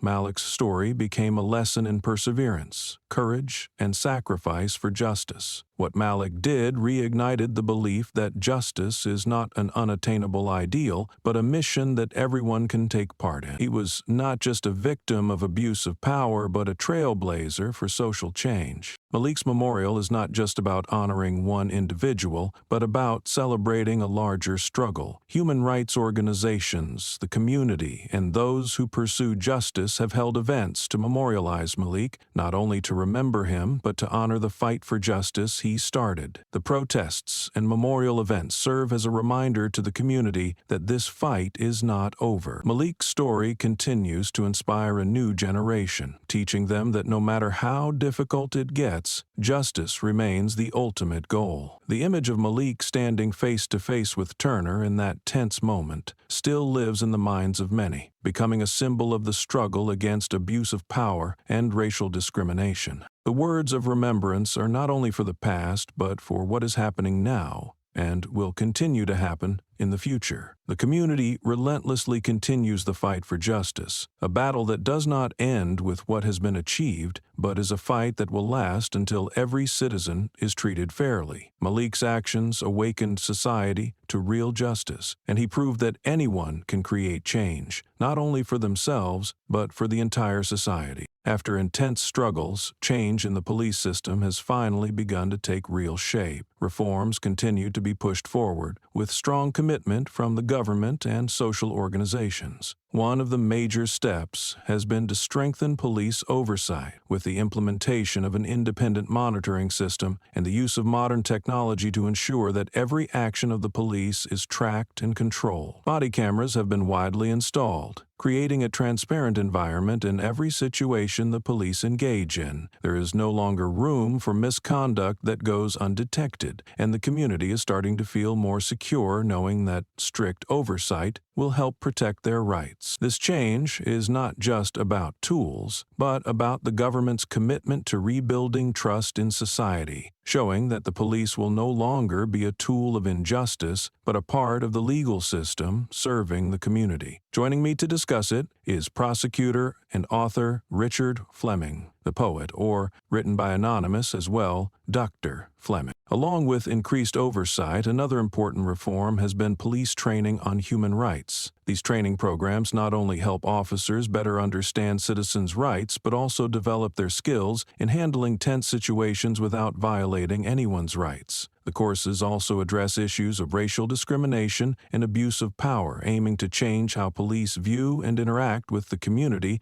particularly minority groups. Integrating human rights education into the training program helps officers understand their responsibility in protecting everyone's rights, regardless of race or social status. This is a crucial step in changing the culture within the police force, shifting from solely focusing on law enforcement to enforcing justice equally. These reforms are not just small steps, but comprehensive policies aimed at ensuring that the police system truly becomes a tool for protecting justice for all citizens. A new policy on police recruitment has also been implemented, with stricter selection criteria and a more thorough evaluation of each candidate's qualities. New officers will be required to complete rigorous training on human rights, public service ethics, and stress management skills, ensuring that they are not only capable of handling difficult situations, but also have the empathy and understanding needed for the communities they serve. This policy will help ensure that those who join the police force possess the necessary skills and qualities to enforce justice fairly and effectively. The new policies on recruitment and training are not only aimed at cleaning up the police force, but also at rebuilding one that can meet the needs and expectations of the community. A police officer is not just an enforcer of the law, but a representative of justice, someone who must always be accountable for their action. These reforms may not change everything overnight, but they have created a new foundation where every action of the police will be closely monitored and must always adhere to the principles of justice and human rights. This is an important step not only for the police force, but for society as a whole. Although the journey ahead is long and filled with challenges, real change has begun. The community no longer has to wait for reform, but must take action, and the new policies are the first steps in building a more just society. This reform is a sign that justice is not just words, but real actions, where every citizen can live in a society free from discrimination and the police system truly serves to protect and serve the community. While the initial reforms have been implemented, the community is not satisfied with what has been achieved. Change in the police force, though improved, is still too limited and not strong enough to address the root issues of racism and abuse of power. The community continues to react, relentlessly demanding that the government carry out more extensive reforms. Protests, though fewer in number, still maintain their strength, clearly showing that the public cannot be satisfied with the superficial measures taken by the authorities. Social organizations and community groups continue to apply pressure, demanding comprehensive reforms not only within the police force, but throughout the entire legal system. They understand that what has been accomplished is just the beginning, but without further steps, these changes could lose their true meaning. Although the police oversight and training measures are seen as progress, the community cannot stop there. Especially in the context of many police officers continuing to hold conservative attitudes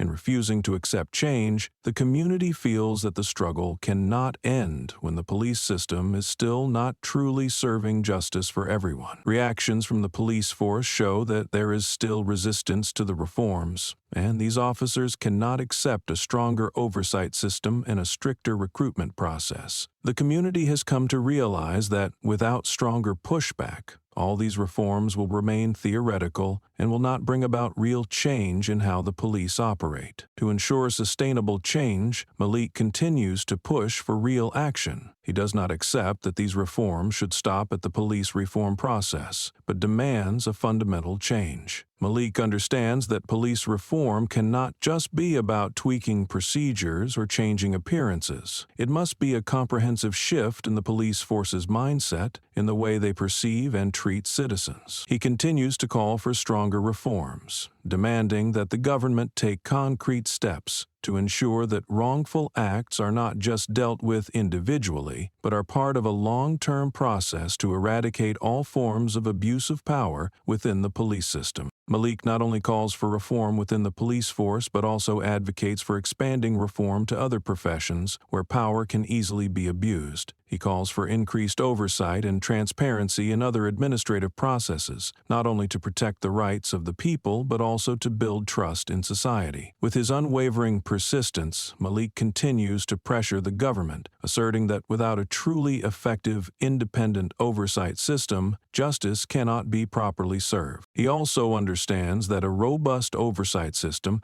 cannot stop at monitoring police behavior, but must be a comprehensive tool that reflects the true state of the community. Justice is not only about addressing the wrongful acts of the police, but must also include safeguarding the rights and protection of citizens who have been harmed by those in power. Malik continues to emphasize that only when every citizen can trust the legal system, when they no longer fear being treated unfairly, when they can be protected by the government, can society truly become just and civilized. Therefore, Malik's journey does not stop with the first step of reform. He continues to demand practical measures, changes that are not just words, but concrete actions to create a society free of racial discrimination, a society where justice and fairness are the rights of all citizens. The movement for justice following Malik's case did not stop within a short period, but continued to grow strong and spread everywhere. Social groups, not just large organizations but even small local groups, maintained campaigns demanding justice and calling for comprehensive reform within the police and legal systems. Every protest, every social media post was a significant step forward in driving change. These campaigns were not merely a response to a singular event, but evolved into an all-encompassing struggle demanding a fairer society. Human rights groups, social organizations, and individuals fighting for people's rights relentlessly pressured the government to implement real reforms. These actions proved that the community would not remain silent and would never stop demanding justice for all. What is remarkable about this struggle is the active involvement of young people. The younger generation, who had not experienced the hardships of previous generations' battles, yet deeply felt the need for society change, did not hesitate to join protests and social campaigns. The youth did not merely observe, but directly participated in the cause of change. They used social media as a tool to spread the message, organize events, and constantly speak out against injustices in society. They were the pioneers in raising community awareness, calling on people to stand up not just for justice for one individual, but for all the oppressed in society. The youth did not participate merely to honor the fallen, but genuinely believed that this struggle was their own, and they must continue to lead to bring about deep,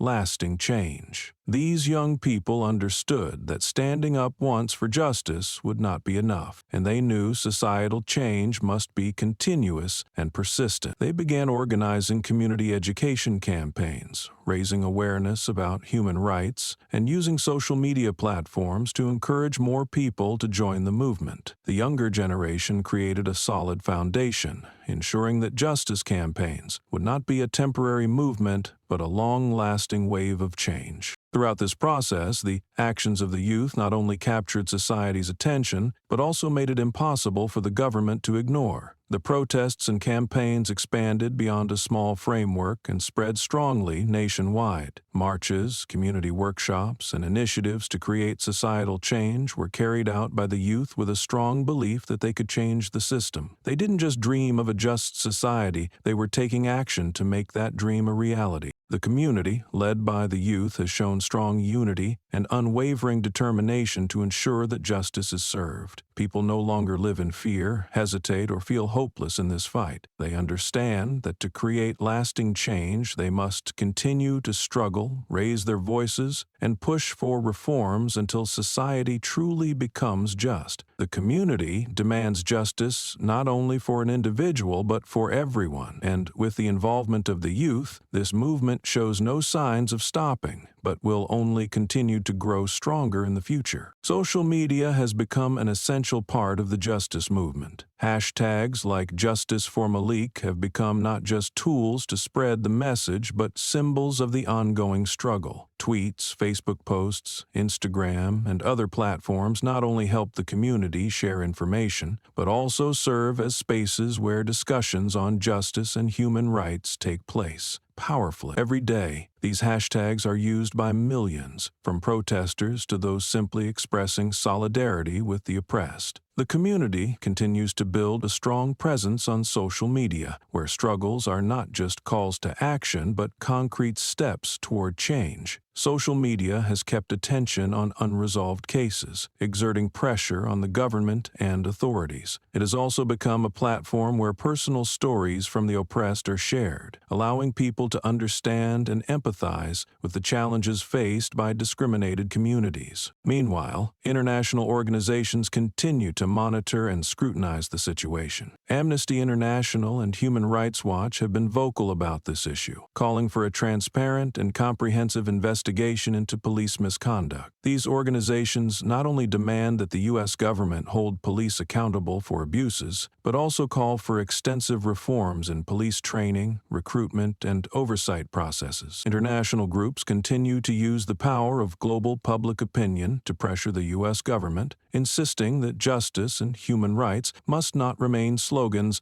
but must be implemented in practice. They call for not just investigating Malik's case, but also looking into others, to ensure that police cannot act beyond their authority without oversight. Social media and international organizations have created a unified front, helping accelerate the pace of reform and transparency in the system. Moreover, the pressure from international human rights organizations has helped U.S. advocacy groups gain strong support from the global community. The U.S. government could not ignore these demands, as criticism from international organizations not only affected the image of the government, but also threatened the nation's credibility on the world stage. These international organizations continue to monitor the situation, urging politicians to take specific actions and not let the protests or calls for change become a temporary issue. They call for root reforms, not just addressing the actions of a single police officer, but overhauling the entire police system to ensure that justice is always the fundamental principle guiding all actions in society. These international organizations have become an essential tool in driving change, increasing pressure on the government, and forcing it to address the issue of racism within law enforcement. They have proven that international support is a crucial factor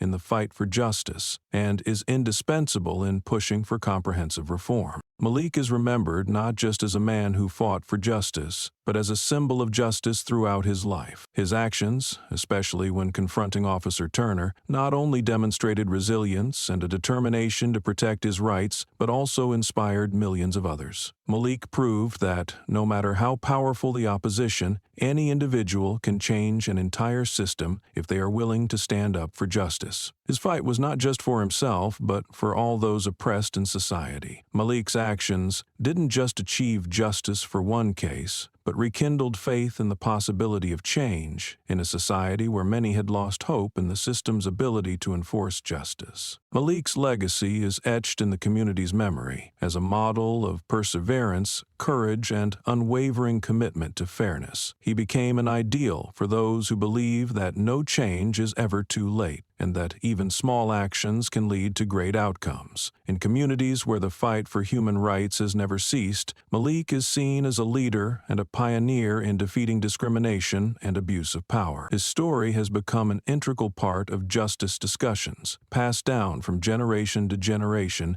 as a reminder that one individual can change the world if they are steadfast in their goals. The commemoration of Malik is not only a celebration of the victories he achieved in his lifetime, but a tribute to all those who continue to fight for their rights. In oppressed communities, Malik's descendants continue the fight he began. He is not only remembered as a hero in the struggle for justice, but has become a symbol for all similar struggles where justice has yet to be fully realized. The protests, campaigns, and social activism the community continues to uphold all carry the legacy Malik left behind. The community has not forgotten Malik's steps in this fight, and he has become a shining example for those seeking justice. He is not merely commemorated on special occasions, but has become a part of everyone's life, a reminder that we must never remain silent in the face of injustice. The youth, particularly the next generation, view Malik as a living symbol of sacrifice for justice. They look to his life as proof that anyone can create change with patience and courage. Social organizations, social media campaigns, and ongoing protests are how the community continues to honor Malik, not just on the anniversary of his actions, but in every moment the fight for justice and human rights continues. Malik will always be a hero in the hearts of the community, but beyond that, he remains an endless source of inspiration for all those who want to see true justice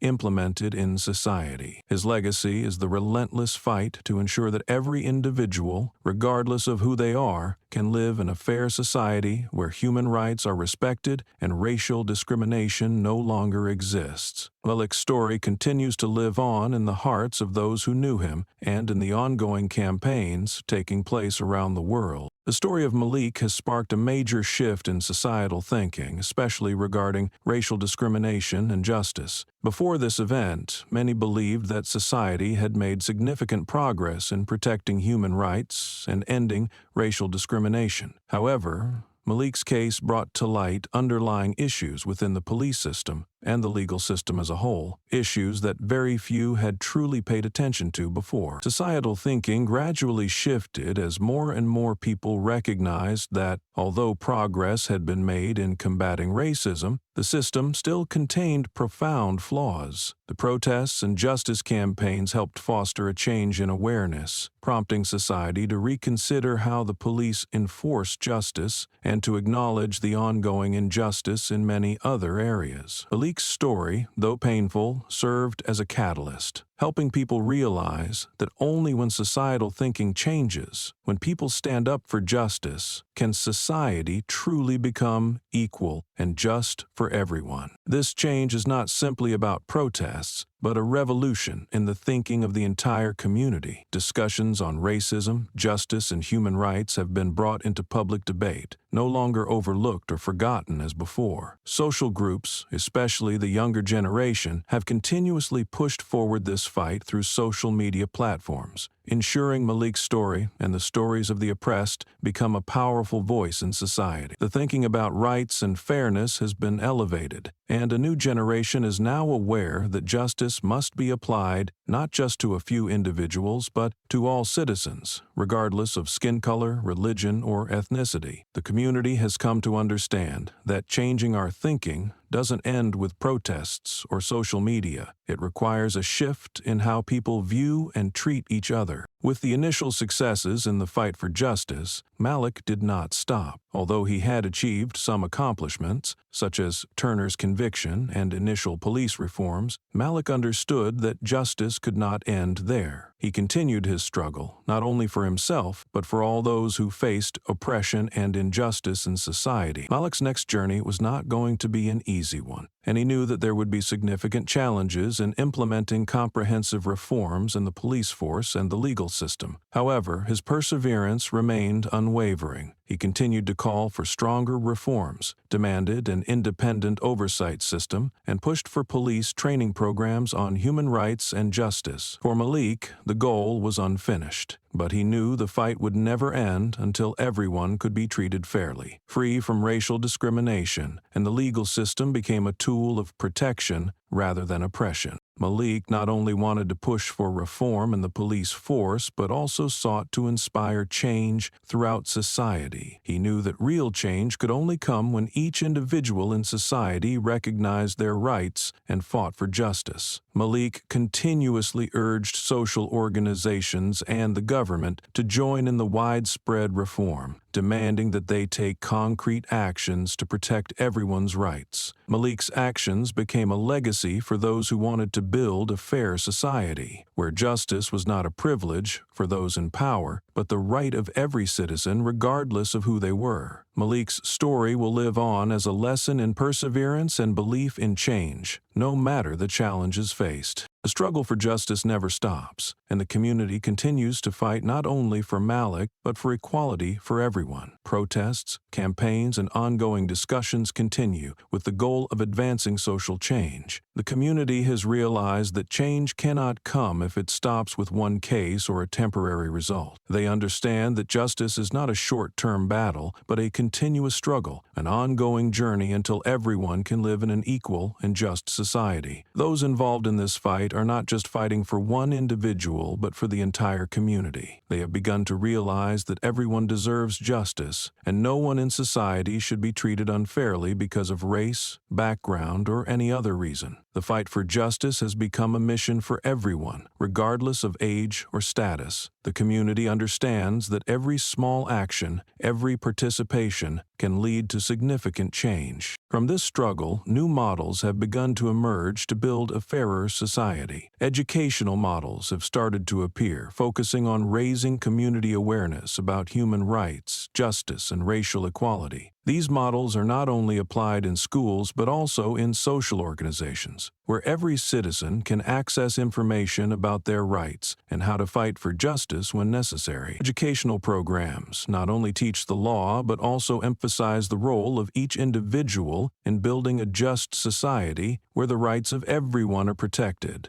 without discrimination. These models are designed to equip practical knowledge, helping people understand their rights and the legal tools they can use when those rights are violated. In addition, new policies introduced into society are not only aimed at addressing current issues, but also ensuring that these issues will not recur in the future. The government has begun to propose policies on police reform and the oversight of police actions to ensure that every citizen is treated fairly and not subjected to abuse of power. These policies are not just measures to address isolated incidents, but but are long-term steps to build a true system of justice for everyone. The community continues to push for new initiatives regarding human rights, protection, and equality, with the ultimate goal of building a society where everyone can live without fear of discrimination or having their rights violated. These changes are not easy and cannot be completed in a short period of time. However, with the strong participation of the community and the commitment of social organizations,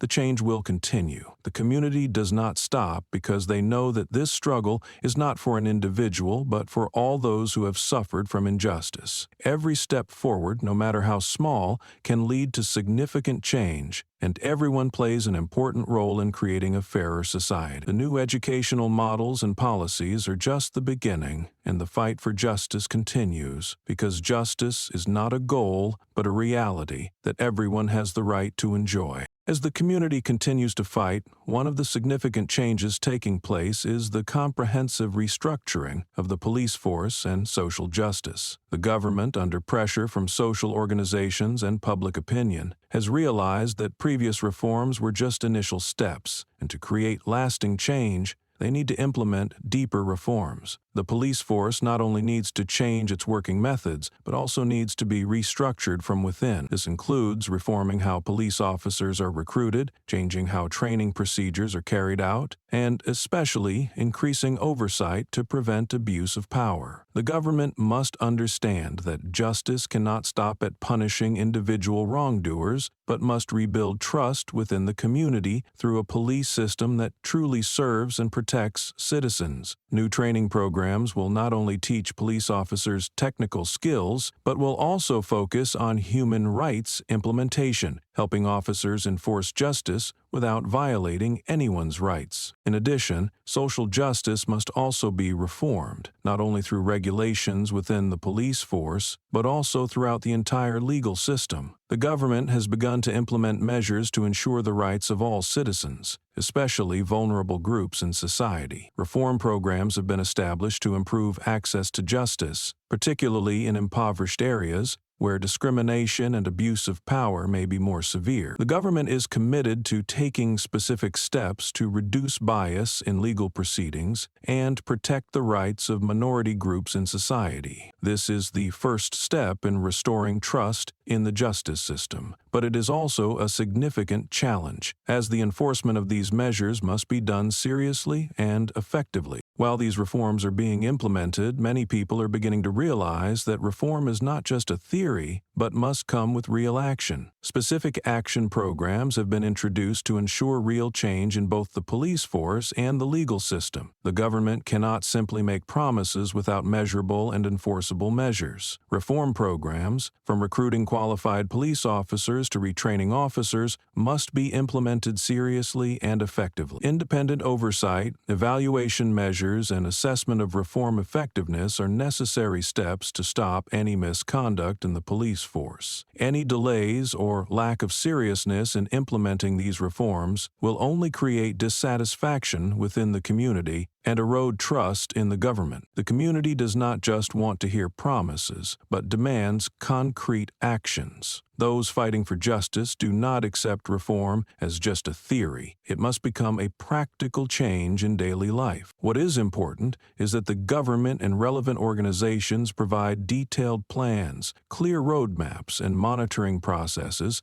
to assess the effectiveness of these changes. Only when these measures are implemented seriously and transparently can change be guaranteed, and the community will feel the real difference in the justice system. Reform is not only about changing policies, but also about a shift in the mindset of the entire society, from citizens to police officers and legal professionals. These changes require comprehensive cooperation, from altering administrative processes to retraining those involved in this system. Malik and the community continue to stand firm, not allowing the government to forget its promises. Reform cannot just stop at words. It must be implemented immediately to build a fair society where everyone has the right to be protected and treated justly, no matter who they are. The change that the community has fought for over time has finally begun to bear fruit. A new community is forming, one where racism is no longer an issue and where justice is the foundation for all actions. The reforms in the police and legal systems are not just technical measures, but the first steps toward building a fair society where every citizen can live without fear of being treated unjustly because of their race or background. Though not yet complete, the community is starting to feel the change in every action, in every struggle. Those who have suffered oppression, those who have long been accustomed to discrimination, can now see a glimmer of hope at the end of the road. The community no longer stands still, no longer accepts its fate. They understand that justice is not just the right of some, but the common right of all people, without discrimination. Entering a new era, the community is not just demanding reform, but has begun building a new foundation for the future. Social organizations and community groups continue to maintain the reform efforts that have begun, while also creating educational programs about human rights and justice. They begin to pass these values on to the younger generation so that the future will be one without racism, only mutual respect. Justice is no longer an abstract concept, but a reality that every citizen can enjoy. Campaigns promoting equality are ongoing, helping people realize that they can assert their rights and never have to accept injustice. The strong unity of the community is the greatest strength in creating lasting change. When each individual in society understands their rights, when everyone is ready to stand up to protect the basic values of human rights, nothing can stop this struggle. The community is not just fighting for justice in a specific case, but for a fair world where there is no racism or social injustice. They do not only look to the past, but to the future, where the next generations will live in a society free from fear and prejudice. The community has overcome the initial challenges, fought with resilience, and now they are stepping into a new era, a world without discrimination. Every protest, every campaign, every discussion is not just an immediate action, but the beginning of sustainable change. The community has learned that in order to create a society free from racism, everyone must fight together. This is not the work of one person or a small group, but the responsibility of society as a whole. When everyone takes responsibility and is ready to act, change is no longer a distant dream, but a reality that can be achieved. The community has and will continue to push forward the struggle, because they understand that a fair world is not just a dream, but the result of tireless efforts. They have overcome challenges, and with unity, they will continue to build a brighter future, where every citizen is treated fairly and their rights are respected. Malik's story has become an enduring legacy, a powerful lesson in resilience and justice. His actions not only changed his own life, but also became a symbol for all those seeking justice in a society filled with inequality. Malik proved that, even in the face of power, an individual can bring about significant change. His story will live on in the hearts of those fighting for justice. Every step Malik took, from standing firm against police misconduct to leading campaigns for social reform, highlighted an important message. Justice is not a distant concept, but a basic right that everyone should have. His protests, speeches, and courageous actions will forever inspire future generations, those who believe that change is possible if each individual is determined to act. Malik left not only a legacy of justice, but also a model of sacrifice and courage. He fought not only for his own rights, but for all those who have been subjected to injustice and racial discrimination. His actions called for a change in every action, in every thought within society. Malik's legacy is a powerful reminder that one individual can create significant change, and that persistence and courage are always the keys to overcoming the greatest challenges in life. Malik's story will continue to live on, passed down from generation to generation, becoming a symbol of the struggle for justice and dialogue about societal change. Though the road ahead remains challenging, the community has made real progress and continues to move forward. The reforms in the police and legal systems, despite facing resistance from some individuals within the industry, have led to important advancements. Social organizations and community groups continue to push for reform,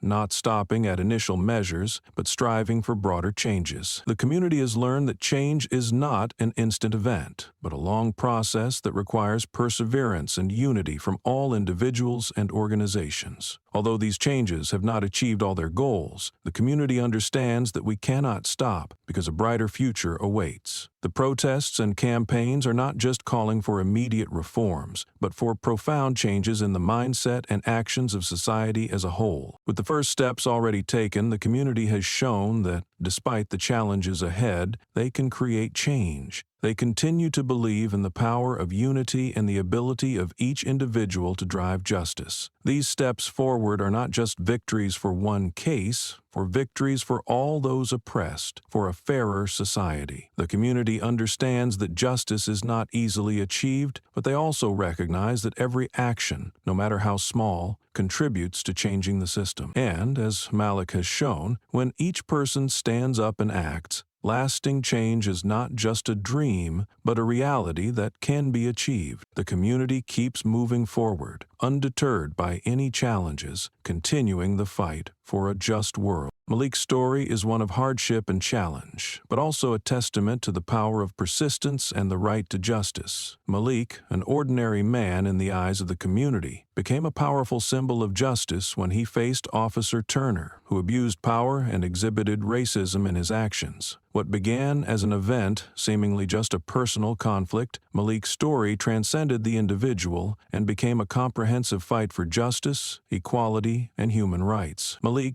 didn't stand up just for himself, but for all those oppressed, those who couldn't speak up and were ignored by the system. Through this struggle, the community has realized that change doesn't just come from policies, but from the determination of each individual, from powerful protests to in-depth discussions about justice and human rights. The progress the community has made isn't just a victory for a single case, but a social revolution aimed at cleansing the system and bringing justice for all, regardless of race or social standing. Malik's actions sparked a wave of change, making society re-examine the deep issues of racism and abuse of power within the police system. Malik wasn't just a leader. He was a bright beacon, guiding those seeking justice and equality in society. Malik's story is also a great lesson in resilience. Despite facing difficulties and resistance from the government, the police force, and even from conservative elements of society, Malik never gave up. He persistently fought not only for his own rights, but for the rights of all those oppressed. From confronting Officer Turner to advocating for broad reforms in the police system, Malik has always been at the forefront of pushing for reforms and advancing justice. He understood that reforms cannot just stop at words, but must be backed by real action and concrete solutions to change a system that has long been flawed. Although significant progress has been made, Malik still recognizes that the fight is not over. The initial reforms in the police system, while helping to reduce racism and abuse of power, are not enough to completely eliminate the deep-rooted issues within the system. Justice cannot be achieved if it stops at superficial changes. Malik continues to push for stronger actions, demanding that government organizations, the police, and legal institutions implement comprehensive and long-term reforms. Justice cannot be applied in just a single case. It must be a right for all citizens, where everyone is protected fairly and has equal rights before the law. Malik's story and his struggle have inspired a new generation,